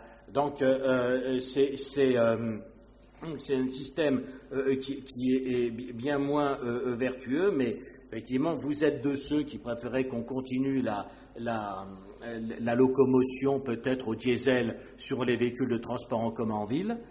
Et pour répondre à votre question sur les ZFE, ma position, je n'ai jamais cessé de la dire. on appliquera la réglementation qu'il faut parce qu'on respecte la loi, mais on n'en fera pas au-delà parce que je pense que notre responsabilité en matière de qualité de l'air, c'est d'abord d'agir avec nos propres leviers, d'agir d'ailleurs quand nous sommes nous-mêmes émetteurs. Nous le sommes avec nos transports en commun, nous le sommes avec nos bennes ordures ménagères. Donc on montre d'abord l'exemple et on baisse d'abord la source. On va aussi favoriser les voitures électriques des particuliers. C'est pour ça qu'on a ce plan d'implantation de 600 points de recharge sur l'espace public pour les véhicules électriques. Mais pour autant, on ne veut pas créer de fractures, empêcher les gens des autres territoires de venir quand ils n'ont pas d'autres moyens de locomotion. Il paraît qu'avec moins de 10% de participation, les Parisiens, à une majorité non écrasante, ont décidé d'exclure les SUV de Paris. Souvent, les SUV d'aujourd'hui, ce sont simplement les breaks et les voitures familiales d'il y a 15-20 ans. Voilà. Et je ne savais pas qu'une 3008 consommait infiniment plus qu'une 408. Voilà. Donc, c'est vraiment l'expression de préjugés, et les familles d'ailleurs, infiniment plus pratiques, avec des monospaces qu'on fabrique d'ailleurs quasiment plus, ou avec des SUV qui ne sont pas les gros 4x4 de tout terrain pour faire le Paris-Dakar, mais qui sont simplement des berlines légèrement rehaussées. Bon, donc je ne suis pas dans ces... on n'est pas, par exemple, de l'écologie qui divise, de l'écologie qui oppose les uns aux autres. Simplement, on mène une transition écologique qui est responsable, qui est très concrète, parce que nous n'en faisons très concrètement, on fait comme il n'en a jamais été fait, qui est très concrète, mais qui ne met pas les gens en situation impossible, socialement difficile, et qui n'oppose pas les uns aux autres. Alors, Monsieur Lalou, vous vous plaignez des augmentations de postes. Alors, on dirait, les augmentations de postes, ils sont de nature, c'est le CSU, dont par ailleurs vous félicitez, donc il faut être cohérent, mais vous savez, il faut des gens pour regarder les images. Et puis, par ailleurs, il y a un effet en trompe-l'œil, c'est la mutualisation. C'est-à-dire dans la mutualisation, justement pour faire des économies entre les services de la ville de la métropole, eh bien les emplois passent à la métropole, donc il y a création pour la métropole, mais suppression à la ville, et la ville compense financièrement, puisque sa dotation de compensation, c'est-à-dire les fonds allant de la métropole à la ville, sont réduits du montant de la masse salariale de ceux qui sont passés de la ville à la métropole. Voilà, j'espère que vous avez compris. En tout cas, si un jour on veut administrer une ville, même si ce n'est pas Metz, il faudra que vous le compreniez. Mais il n'y a aucune augmentation nette. Et quand on fait des mutualisations, c'est pour être aussi efficace en économisant de l'argent public. Et enfin, là aussi, je regrette le bashing sur les initiatives. Oui, pour vous, vous ironisez sur les réenchantements du centre de Metz. Écoutez, et vous pensez que les habitants et les commerçants vous suivent. Écoutez, là encore, on ne doit pas rencontrer les mêmes. Les habitants et les commerçants se plaignent, comme tout le monde, des travaux qu'ils ont à subir pendant les travaux. Voilà. Mais effectivement, on pourrait ne pas faire de travaux. On aurait pu laisser cette rue Serpenoise dans l'état dégradé que les élus d'Uni regrettent certainement. On était quand même arrivé à investir fortement sur cette rue, il y a même pas une décennie, pour avoir des pavés moches, glissants, et qu'on s'était ingénié à rustiner avec du goudron pour avoir le résultat dégueulasse qu'on pouvait encore voir il y a quelques mois avant que nous démarrions les travaux. Si vous avez oublié, on a pris les photos pour qu'on puisse bien voir l'avant et après. Bon, ce sera remplacé par des pavés très, très avantageux et nous avons lancé un appel à projet pour faire effectivement quelque chose de plus original rue Serpenoise. La rue Serpenoise, c'est une rue qui est stratégique à Metz. C'est une rue qui est aussi connue que la rue Sainte-Catherine à Bordeaux, que l'avenue Montaigne à Paris dans le monde du commerce. Plus on y a réfléchi, il y avait plein de projets sur le marché couvert ou ailleurs, On a pensé qu'on ne pouvait pas faire plein de choses, et on le fait en rendant au public, en permettant au public de se réapproprier les récollets, en faisant la cour d'or gratuite, en enrichissant d'un pavillon de la biodiversité, et en rénovant les thermes, en mettant en valeur l'élément aquatique auquel vous êtes tellement insensible et auquel le public est tellement sensible. Ça veut dire que toute une partie de la réponse, que la clé, était effectivement sur la rue Serpenoise. On a fait un appel à projet dans lequel on n'avait guère que des projets de changement de pavé et de léger verdissement, sans plus.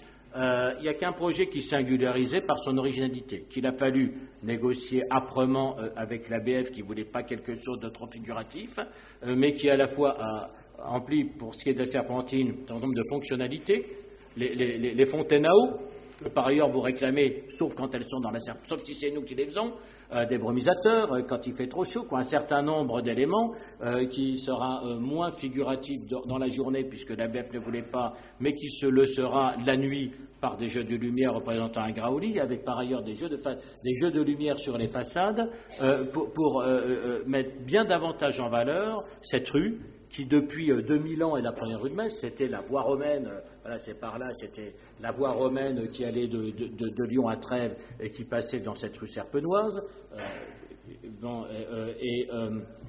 qui a été le premier axe de Metz tout le temps, sauf je crois entre le 13e et le 17e, c'est-à-dire quand on a construit la citadelle, à un moment elle a été cul-de-sac, puis après elle a été réouverte. Vous êtes complètement sensible, alors tant uni que le RN, et je regrette profondément ce bashing de la ville de Metz. Les touristes sont là, les habitants ont de plus en plus la fierté d'être de cette ville. Il faut le renforcement du centre-ville, ça passe par la propreté. On a fait un travail colossal et qui est reconnu, même s'il y a encore à terminer le travail de conteneurisation, sur la sécurité, qui est un sujet qui n'est pas facile et sur lequel nous allons considérablement renforcer l'effort, mais c'est aussi de soigner absolument tous les aspects et faire, les commerçants, eux, l'ont compris, qu'il ne s'agit pas simplement de travailler sur l'offre commerciale pour faire revenir les clients à Metz. Il s'agit de valoriser au maximum ce cadre qui font que les gens vont à Metz, dans le centre-ville de Metz, par plaisir, par des moments de convivialité, pour s'émerveiller devant un patrimoine, et que parce qu'ils sont là, ils consomment ou ils achètent. Donc vous n'adhérez aucun des deux groupes à cette stratégie, c'est dommage. Je veux dire que M. Lalou fait du Metz bashing, vous serez peut-être candidat ailleurs aux prochaines élections qu'à Metz, mais en tout cas, s'il vous plaît, on peut discuter, on peut se poser des questions, on peut émettre des idées, mais si on pouvait éviter le bashing de notre propre ville, je trouve qu'on avancerait beaucoup, et je trouve exemplaires les élus des autres communes de la périphérie qui adhèrent tous à un projet qui partagent cette fierté d'être messin et cette fierté de la beauté de Metz, plus que les groupes d'opposition ne la partagent. Voilà. Je vous remercie et maintenant nous passons au vote. Qui vote contre? Lalou, vous votez contre aussi. Donc Uni et le RN. Qui s'abstient? Oui, les autres. Donc sur la première motion. Alors, on a l'ordre. Le vote. J'ai le projet de délibéré. Vous n'avez pas mis le projet de délibéré. La deuxième motion, c'est les autorisations. Oui, c'est là. Donc ça, c'est oui. On a voté sur la première motion, qui n'est pas... Attendez. Oui, alors... Motion 2015-02-05, c'est... Voilà, budget primitif. La deuxième motion, c'est sur les autorisations de programme, inscription à échéancier. Qui vote contre? Uni et le RN. Qui s'abstient? Voilà. Ensuite, la troisième motion, c'est la fixation du taux de la taxe d'ordure ménagère pour l'année 2024. Qui vote contre? 2, le RN.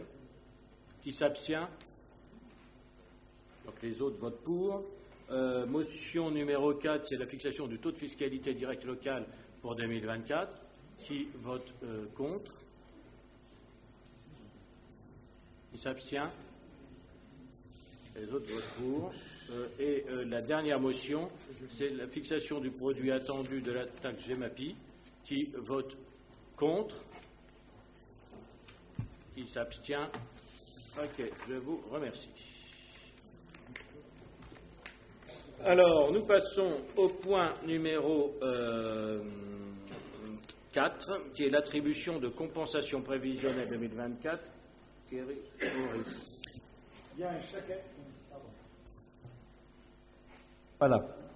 Chaque année, le Conseil doit communiquer aux communes membres avant le 15 février le montant prévisionnel des attributions au titre de ces reversements. Aucun nouveau transfert de compétences n'étant envisagé en 2024 entre l'Eurométropole et ses communes membres, il est proposé de reconduire le montant définitif fixé en 2023 au titre des attributions de compensation pour toutes les communes, avec la prise en compte de la quote-part 2023 des charges d'état civil avant la mise à jour qui interviendra en 2024. Et puis vous avez en annexe le montant qui concerne chaque commune. S'agissant de l'ajustement de la facture prévisionnelle des services mutualisés pour la ville de Metz, il est proposé d'impacter une estimation de la facture 2024 qui sera actualisée au moment du vote des attributions de compensation définitives en fin d'année, et la motion est en conséquence. Bien. Qui vote contre? Qui s'abstient? Unanimité. Merci. Alors maintenant, nous passons au point numéro 5, la création d'un fonds vert métropolitain à destination des communes. La parole est à Philippe Blézère.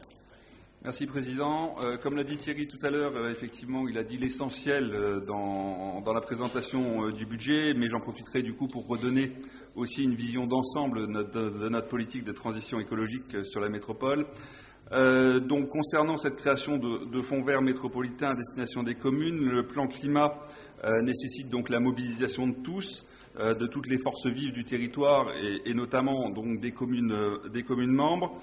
C'est pourquoi on a décidé de pouvoir doter financièrement nos communes d'un accompagnement à leur transition environnementale et écologique et à toutes les actions en matière d'adaptation au changement climatique. Donc, dans le cadre du plan climat air énergie territorial, on vous propose la création d'un fonds vert métropolitain doté d'une enveloppe donc de 3 680 000 € sur une période de 2024 à 2026, donc avec un soutien à hauteur de 80 000 € par commune, des projets répondant aux ambitions écologiques du plan climat air énergie de l'Eurométropole. Et ce fonds vert est intégré au dispositif des fonds de concours et sera accessible selon les mêmes modalités que ce dernier. Donc, cette décision a été soumise au bureau, à la commission transition écologique et à la commission ressources et stratégies et a donc obtenu un avis favorable. Concernant donc nos ambitions en matière de transition écologique, je tiens à vous rappeler que donc on a deux enjeux majeurs aujourd'hui sur la métropole. D'une part, atteindre la neutralité carbone à l'horizon 2050 et d'autre part, préserver la nature et la biodiversité sur l'Eurométropole. C'est dans cette ambition donc que nous avons fixé l'ensemble des actions du plan climat air énergie territorial que nous avons adopté en décembre 2023. Notre premier enjeu, donc atteindre la neutralité carbone en 2050, est un enjeu global et international. Nous travaillons pour que demain nos émissions de carbone résiduelles puissent être absorbées par nos sols, nos forêts et nos terres agricoles. C'est l'équilibre indispensable pour limiter le réchauffement climatique et répondre aux alertes du GIEC. Concrètement, cette trajectoire demande des efforts importants. Il nous faut baisser localement nos émissions de gaz à effet de serre de 40% en 2030, de 80% en 2050 par rapport à ce qui a été constaté en 1990. L'action métropolitaine doit poursuivre deux objectifs de concert, réduire les consommations énergétiques d'un côté, grâce à la sobriété et à l'efficacité énergétique, et augmenter la production d'énergie renouvelable de l'autre. Notre second enjeu, préserver la nature et la biodiversité, est une action indispensable face à ce constat alarmant. Nous savons que l'érosion de la biodiversité s'accélère sous la pression du changement climatique et des activités humaines. Il faut stopper ce déclin, consommer moins d'espace naturel, avoir une gestion durable de la forêt pour séquestrer plus de carbone, planter plus d'arbres, protéger les réservoirs de biodiversité. Derrière cette politique, c'est la qualité de vie de nos habitants qui est en jeu, leur santé, leur protection face aux risques climatiques. Pour réussir, il est nécessaire que l'Eurométropole agisse sur ses politiques publiques, mais soit également aux côtés de tous les acteurs de la métropole, et particulièrement aux côtés de ses communes. C'est la raison pour laquelle nous avons proposé à ce Conseil métropolitain la création d'un fonds vert métropolitain pour garantir aux communes les moyens financiers sans lesquels elles n'arriveront jamais à atteindre leurs objectifs. Sans revenir sur les 34 actions du plan climat qui permettront d'économiser 200 000 tonnes de CO2 par an, on peut rappeler différents éléments. D'une part, en matière de consommation énergétique, la priorité de l'Eurométropole est évidente. C'est l'habitat et le transport qui sont responsables à eux seuls de 75% de la consommation d'énergie du territoire et de 75% des émissions directes de gaz à effet de serre. 100 millions, un quart de notre PPI, plan pluriannuel d'investissement, est donc consacré à attirer les habitants vers des modes de déplacement moins émetteurs et plus attractifs, comme nous l'a indiqué tout à l'heure Béatrice Agamemnon, avec le développement du métis, les nouvelles dessertes et pistes cyclables, la conversion des bus à l'hydrogène, le déploiement des bornes de recharge électrique. L'objectif est d'atteindre ainsi 6% de déplacements en vélo et 15% en bus d'ici 2030. En matière d'habitat, l'action de l'Eurométropole doit permettre de rénover de façon massive et performante les logements, avec un objectif de 2800 logements par an, dont 500 dans le parc social. C'est ce que nous poursuivons en mettant en œuvre le programme local d'habitat et en augmentant à nouveau en 2024 les moyens attribués à l'Agence locale de l'énergie et du climat pour conseiller et accompagner plus de particuliers de copropriété dans la rénovation énergétique. En matière de production d'énergie, l'Eurométropole fait face au constat que les énergies renouvelables ne représentent aujourd'hui que 10% des énergies consommées sur le territoire. La stratégie de l'Eurométropole en la matière permettra de produire 2 fois plus d'énergie renouvelable d'ici 2030. Pour cela, nous appuyons sur nos potentiels, l'extension du réseau de chaleur, les projets de méthanisation utilisant des boues de stations d'épuration et des déchets verts, les projets de production solaire photovoltaïque. Sur ce dernier point, nous serons exemplaires sur le patrimoine de l'Eurométropole. D'ores et déjà, nous avons initié plusieurs projets au musée de la Cour d'Or, à la maison de l'archéologie préventive, au HM7 sur le plateau de Frescati, afin de couvrir leur toiture de près de 1500 mètres carrés de panneaux photovoltaïques. Nous lancerons prochainement un appel à manifestation d'intérêt afin d'installer des ombrières photovoltaïques sur les 4 parkings relais ainsi que sur le parking de la Foire internationale de Metz. La faisabilité de ce type de projet est étudiée sur l'ensemble des bâtiments, de même que la production d'énergie renouvelable fait partie intégrante des projets de construction neuve de l'Eurométropole, comme la piscine métropolitaine. En matière de préservation de la nature et de la biodiversité, l'Eurométropole possède un patrimoine naturel exceptionnel. 6 000 hectares de boisement, 3 500 hectares de prairies, 100 réservoirs de biodiversité, 1 300 espèces animales, 700 espèces végétales. C'est pourquoi nous devons agir de manière concrète pour protéger et restaurer ces milieux naturels qui font la richesse de notre territoire, mais également pour sensibiliser les habitants aux impacts des activités humaines sur le monde vivant. C'est tout le sens du pavillon de la biodiversité, vous l'avez dit, Monsieur le Président, qui ouvrira en 2025. C'est aussi la raison pour les actions de sensibilisation des enfants déployées sur le mont Saint-Quentin et sur les étangs de Saint-Rémy. La protection de la biodiversité par notre action sur les trames vertes, bleues et noires et par une gestion durable des milieux est le fil conducteur de notre stratégie d'aménagement. Nous mettons en œuvre nos programmes de préservation et de renforcement de la biodiversité et de la forêt sur le mont Saint-Quentin, les étangs de Saint-Rémy et bientôt sur le site de Mercy. C'est également l'animation du site Natura 2000, pelouse calcaire du pays messin, et prochainement on y travaille des pelouses de Lori-Mardini et de Vitonville. Cette volonté de préserver la biodiversité est également traduite très concrètement dans le plan local d'urbanisme intercommunal qui respecte et applique pleinement les objectifs de mise en application de la loi climat et résilience. En complément, à travers le plan climat, l'Eurométropole et ses communes veulent aller plus loin et se sont ainsi donné comme cap de végétaliser massivement le territoire en plantant 10 000 arbres par an. Face au changement climatique, il est en effet indispensable de nous appuyer sur la nature pour lutter contre la surchauffe urbaine, garantir une meilleure qualité de l'air et préserver la santé de tous. Pour conclure, je souhaite également rappeler quelle est notre méthode. Nous réalisons une écologie d'action basée sur la concertation et sur la mise en œuvre de solutions concrètes. À chaque action, chaque mesure mise en place, une solution technique, financière et sociale est réfléchie avec tous les partenaires pour en assurer une mise en œuvre qui ne laisse personne sans possibilité d'être accompagné et qui aurait pour conséquence de fracturer notre territoire. Nous ne sommes pas dans une écologie punitive ou une écologie dogmatique qui aboutit à des blocages, à des crises sociales, à opposer les uns aux autres. La métropole, tous les acteurs, toutes les communes sont dans une action et dans une mise en œuvre de solutions concertées, équilibrées, qui aboutissent à la réalisation de nos objectifs par adhésion. Notre ambition se traduit par un travail considérable mené par tous les élus métropolitains, par tous les élus municipaux, par les services de la métropole et des communes et tous les acteurs du territoire, particuliers, associations, entreprises, bailleurs sociaux, acteurs publics. C'est ensemble que nous œuvrons à cette transition écologique de notre territoire.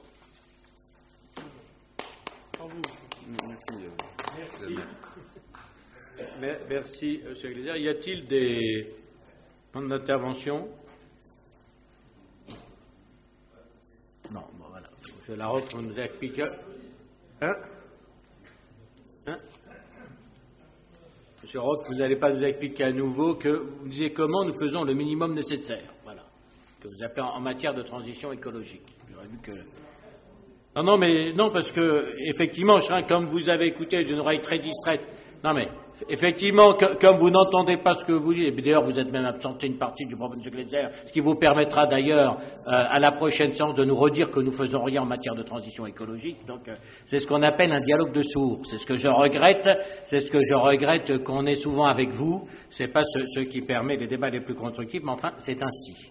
Voilà, donc si effectivement, sans demande la parole, nous passons au vote, je veux insister sur le fait vraiment que nous faisons bien davantage que ce que nous sommes censés faire par l'encadrement national, bien davantage dans une politique très volontariste, dire qui est celle de la métropole, qui est aussi celle qu'un certain nombre d'entre nous menons au sein de la ville de Metz, et par ce fonds vert, nous entendons proposer aux 46 communes, et y compris les plus petites communes, de pouvoir participer à ce mouvement en leur donnant davantage de moyens pour le faire. Voilà. Bien. Qui vote contre? Qui s'abstient? Unanimité, je vous remercie. Donc, nous passons au point numéro 6, le renouvellement du mode de gestion du service public relatif au développement et l'exploitation du réseau de chaleur. Et je donne la parole à Madame Frédérique Login. Merci, Président. Depuis le 1er janvier 2018, la métropole est substituée de plein droit aux communes membres pour l'exercice de la compétence de distribution d'énergie sur le territoire métropolitain dans toutes leurs délibérations et tous leurs actes. Les contrats qui concernent l'électricité, le gaz et le réseau de chaleur sont notamment exécutés dans les conditions antérieures jusqu'à leur échéance, sauf accord contraire des parties. Les 2 contrats de délégation de services publics pour la compétence création, aménagement, entretien et gestion de réseaux de chaleur ou de froid urbain mis en place par la ville de Metz arrivent à échéance le 30 juin 2025. Ce sont donc le contrat de délégation de services publics de transport et distribution de chaleur Metz Cité, opéré par UEM à compter du 1er juillet 2010 pour une durée de 15 ans, et du contrat de délégation de services publics de fourniture et distribution de chaleur Metz-Est, opéré par UEM à compter du 1er juillet 2005 pour une durée de 20 ans. L'Eurométropole de Metz souhaite confier leur exploitation dans le cadre d'un contrat unique. Les réflexions menées par la métropole ont abouti à la conclusion selon laquelle le mode de gestion le plus adapté au développement et à l'exploitation du réseau de chaleur de l'Eurométropole de Metz est la convention de délégation de services publics. Le rapport annexé à la présente délibération a ainsi pour objet de permettre au Conseil métropolitain de se prononcer sur le principe du recours à la délégation de services publics et sur les caractéristiques des prestations que devra assurer le délégataire. Une procédure de publicité et de mise en concurrence pour l'attribution du contrat de délégation de services publics devra être lancée courant mars.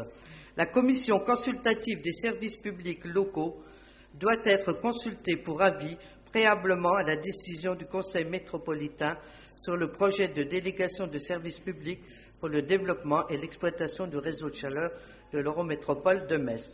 La CCSPL, réunie le 18 janvier 2024, a émis un avis favorable à l'unanimité des membres présents.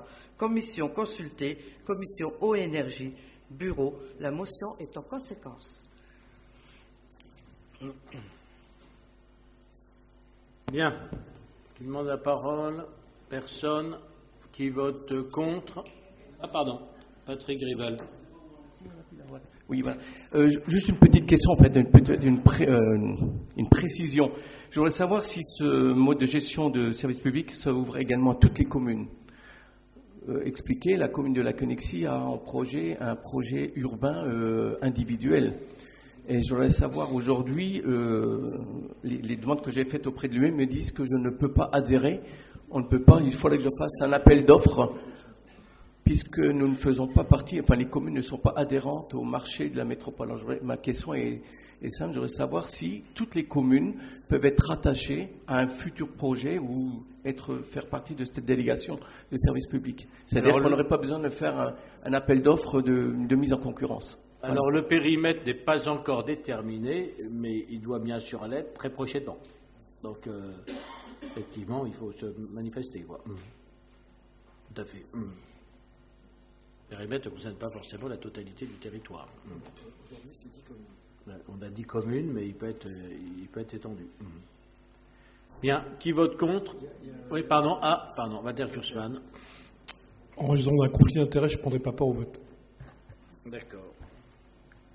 Et après, oui. Ok, donc qui vote contre? Qui s'abstient? Et je vous remercie. Alors, je vais là demander de quitter la séance à Pierre Muel, Béatrice Agamemnon, Daniel Defoe, Patrick Rivel, Thierry Horry, Alain Pierret, Jean-Marie Nicolas et Salvatore Tabonne, puisque nous allons parler des TAM, les sièges au conseil d'administration. Donc, il s'agit de l'avenant numéro 15 à la convention de DSP pour le transport urbain de voyageurs et des personnes à mobilité réduite avec les TAM. Et donc la parole est à Jean-Claude Walter. Merci Monsieur le Président.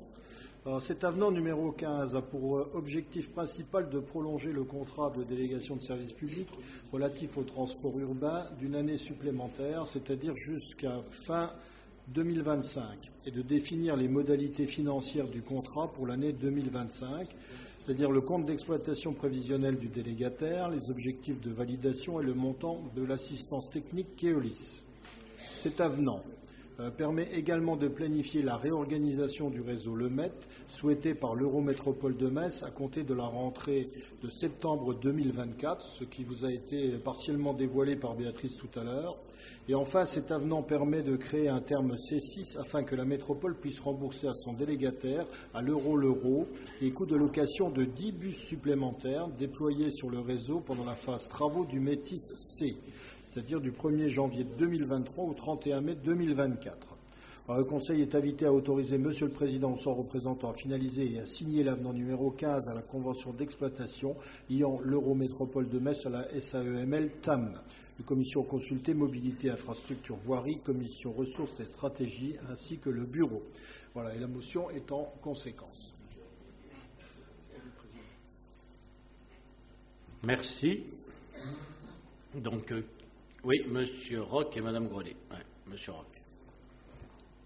Monsieur le Président, chers collègues, nous voterons pour ce rapport car même s'il apporte des améliorations à minima et non détaillées, il en apporte quelques-unes. La plus notable est bien entendu les améliorations des fréquences. Enfin, quand on dit amélioration, c'est bien entendu par rapport à l'année 2023, année de baisse de fréquences sur la plupart des lignes, du fait notamment du manque de chauffeurs. Je vous le demande, a-t-on résolu le manque de chauffeurs formés? A-t-on amélioré leurs conditions de travail? Ou cette augmentation de service va-t-elle encore reposer sur une détérioration de ces conditions et une augmentation des heures supplémentaires? Surtout, va-t-on enfin ne serait-ce que retrouver la fréquence qui était en place encore l'année dernière? Nous le voyons, malgré la parenthèse Covid, la fréquentation ne cesse d'augmenter et déjà avant le Covid, nos lignes principales étaient saturées. Et dernièrement, les fréquences qui ne suffisaient déjà pas ont été dégradées. Aujourd'hui, il faut parfois laisser passer 2 ou 3 métis bondés avant d'oser en prendre un. Nous attendons déjà le bus depuis trop longtemps, ce n'est pas pour laisser passer devant nous des bus bondés. Nous le répétons depuis de nombreuses années, l'amélioration du service de nuit est également nécessaire afin que chaque habitant de notre métropole qui souhaite sortir puisse prendre le transport en commun en étant assuré de pouvoir rentrer chez lui ensuite. Enfin, permettez-moi d'aborder plus longuement un dernier point sur l'angle plus global des mobilités, l'événementiel, et notamment les matchs du FC Metz. Le sujet fait la une de la presse depuis plusieurs mois à juste titre, sous l'angle quasi unique de la création d'un nouveau parking de 2000 places, présenté comme la solution miracle par François Grosdidier. Je ne parlerai pas ici des problématiques environnementales et de biodiversité pour me concentrer uniquement sur les mobilités. Non seulement ce parking à Longeville ne peut être la solution unique à la problématique, mais il peut, en plus, être complètement contre-productif. Orienter 2000 voitures de plus en heure de pointe vers Longeville-les-Metz congestionnera encore plus le boulevard Saint-Symphorien, qui est déjà totalement inaccessible les heures précédant les matchs de foot. Il y a et il n'y aura pas de solution miracle unique, il faut mettre en place une offre globale de solutions alternatives pour se rendre au stade. Un parking à vélo, surveillé et couvert, qui n'existe pas à l'heure actuelle, la mise en place de navettes avant et après le match depuis la gare de Metz, pour prendre ceux qui viennent de plus loin, et l'orientation dès les sorties d'autoroute vers les parkings relais déjà en place et qui ne sont pas pleins, et la mise en place quand cela est nécessaire de navettes entre les parkings relais et le stade avant et après les matchs. Et parce que nous pensons que l'urgence climatique et l'attractivité de notre ville le nécessitent, nous souhaitons que la gratuité des transports en commun soit accordée pour les jours de match pour les détenteurs d'un billet du FC Metz. Un peu comme ce qui est organisé par exemple pour la FIM avec les navettes mises en place depuis le parking du Cora Technopole, navettes gratuites. Cette gratuité, nous la demandons urgemment pour tous les événements générateurs de flux massifs et de congestion de notre ville. Le marché de Noël en a été un très bel exemple cet hiver. Nous sommes convaincus que des solutions multiples et coordonnées permettront de faire vivre ces événements à tous de manière plus fluide, plus sécurisante, plus écologique et sans nuire à la qualité de vie des riverains. Je vous remercie. Merci. Madame Grollet. Merci, Monsieur le Président. Il est opportun de se demander à nouveau s'il y a bien un pilote dans le réseau Le Met. Parce que la fin de cette concession des transports publics et donc le renouvellement du mode de gestion n'arrive pas par surprise. Cela fait l'objet d'un calendrier précis qui est connu à l'avance, bien sûr. Et comment se fait-il qu'aujourd'hui, on nous demande de proroger d'1 an le contrat avec Keolis comme si on était pris de court pour mettre en place une réorganisation à la rentrée, c'est ce qu'on nous a dit. Mais quel sens cela a-t-il de réorganiser le réseau en fin de mandat du concessionnaire? Est-ce que on nous a dit aussi que ça ne pouvait pas attendre. Alors quand on invoque l'urgence, c'est quand même le signe qu'on a raté quelque chose auparavant. Et comment pouvons-nous en juger, nous élus, puisque le détail de ces évolutions ne nous a pas été diffusé en commission des finances? Notre assemblée s'apparente une fois de plus à une chambre d'enregistrement, d'autant plus que les médias ont eu la primeur de certaines annonces. Alors avant d'ouvrir la boîte des vœux, je comprends qu'il y a beaucoup de vœux et beaucoup de demandes, notamment l'augmentation de la fréquence, il aurait été avisé, selon nous, de déjà assurer et conforter le service existant, notamment certaines carences de dessert qui datent d'il y a bien longtemps de la mise en place des métis. Il aurait été pertinent d'écouter l'insatisfaction des usagers qui voient déjà des bus supprimés sans préavis, des lignes irrégulières, des conducteurs parfois inexpérimentés, des véhicules de remplacement parfois inconfortables, alors que le prix du ticket de bus, lui, il augmente sans cesse. Il y a des actualisations, comme vous dites, mais c'est toujours à la hausse. Il aurait été aussi opportun d'écouter le ras-le-bol des salariés qui expriment des problèmes bien réels. Et je regrette que Mme Agameda ne soit pas là pour l'entendre. Des problèmes de planning instable qui rend la vie familiale insupportable, des tournées trop longues, des problèmes de bus défectueux. Et on leur répond toujours avec la méthode Coué, comme je l'ai déjà entendu lors de la dernière session de notre Assemblée. La méthode Coué, c'est tout va bien parce qu'on a décidé que tout devait aller bien. Comment arriver à recruter dans ces conditions? On voit bien que les difficultés sont toujours présentes, même s'il y a parfois des hauts et qu'on n'est pas dans une période des plus tendues. Il y a quand même une instabilité et une fragilité toujours des nouveaux contrats. La dernière fois que j'ai tiré la sonnette d'alarme ici même, c'est ce qu'on m'avait répondu, que tout allait bien. Mais le lendemain, il y avait un arrêt de travail décidé par l'ensemble de l'intersyndicale. Alors je répète que ça ne va pas si bien que ça, parce que depuis décembre, la situation a plutôt empiré Et d'ailleurs, cette fois-ci, il y a des débrayages qui sont annoncés pour demain et pour une partie du mois de février. La tension monte et l'incident qui a eu lieu samedi après-midi à Wapi, avec un métis bloqué par une bande de jeunes, brandissant des drapeaux étrangers, criant voilà, niquez-le, fils de pute, et tapant sur le véhicule.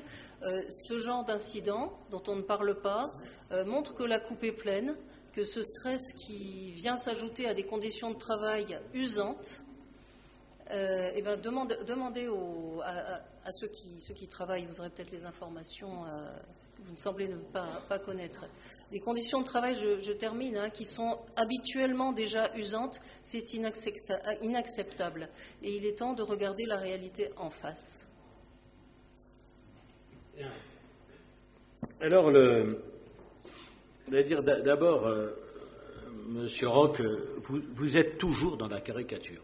C'est très difficile de débattre avec vous, puisque dites quoi que je regarde les sujets de transport avec le MES sous l'angle quasi unique de la solution miracle, les mots sont toujours outranciers, proposés par FG, parce que c'est sûr que je n'écoute personne, je regarde personne, je ne demande l'avis à personne et je travaille tout seul dans mon bureau.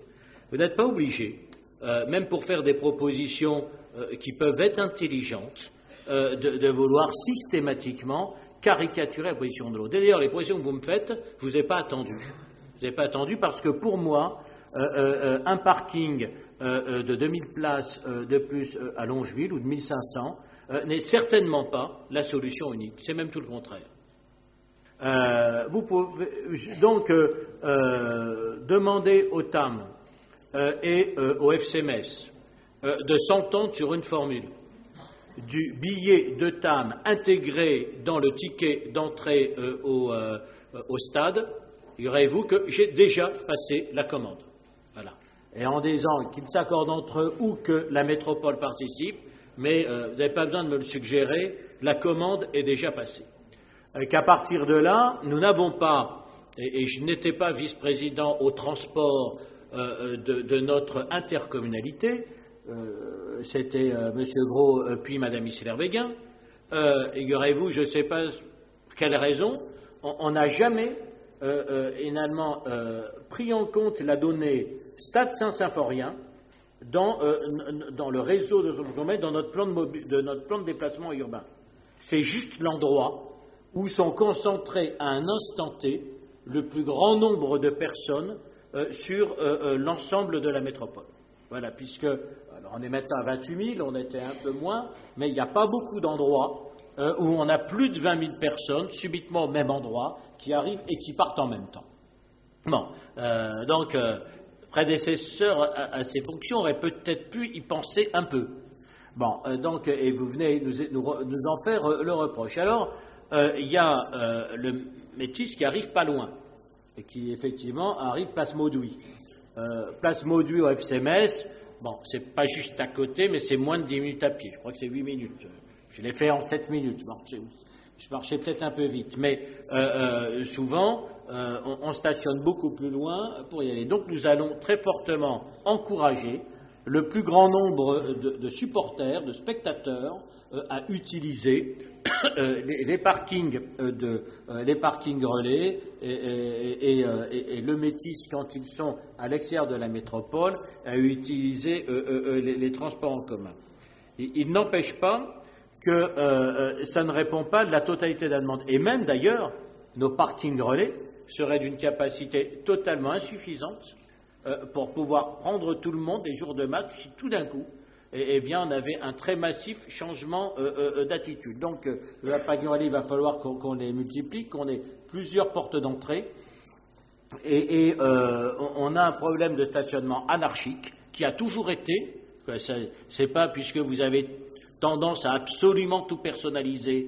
Ce n'est pas depuis que je suis maire ou président de la métropole qu'on stationne partout et n'importe comment sur l'île Saint-Symphorien, au-delà de l'eau d'ailleurs sur Mont-Saint-Martin et Longeville, mais aussi à Sainte-Thérèse, jusqu'au secteur de la gare. Il me semble que c'est comme ça depuis un certain temps. Voilà. Et que les solutions miracles, que vous proposez, et biens n'ont jamais été apportés précédemment. Et si on veut éviter ce stationnement très anarchique pour ceux qui sont le plus à proximité ou qui viennent de loin, il y a pourquoi se priver de capacité de stationnement. Je vous rappelle que la ville de Metz, quand je n'étais pas maire, a acheté des terrains en vue de réaliser du stationnement, que le FC Metz a acheté des terrains en vue de réaliser du stationnement et que ni la commune de Longeville, ni la SAFER, c'est un terrain agricole, ne les ont préemptés. Et personne n'ignorait que si le FC Metz ou si la ville de Metz achetait des terrains, c'était pas forcément pour faire du maraîchage. Voilà. Donc, je veux bien être responsable de tout et surtout de ce qui n'a pas été fait précédemment.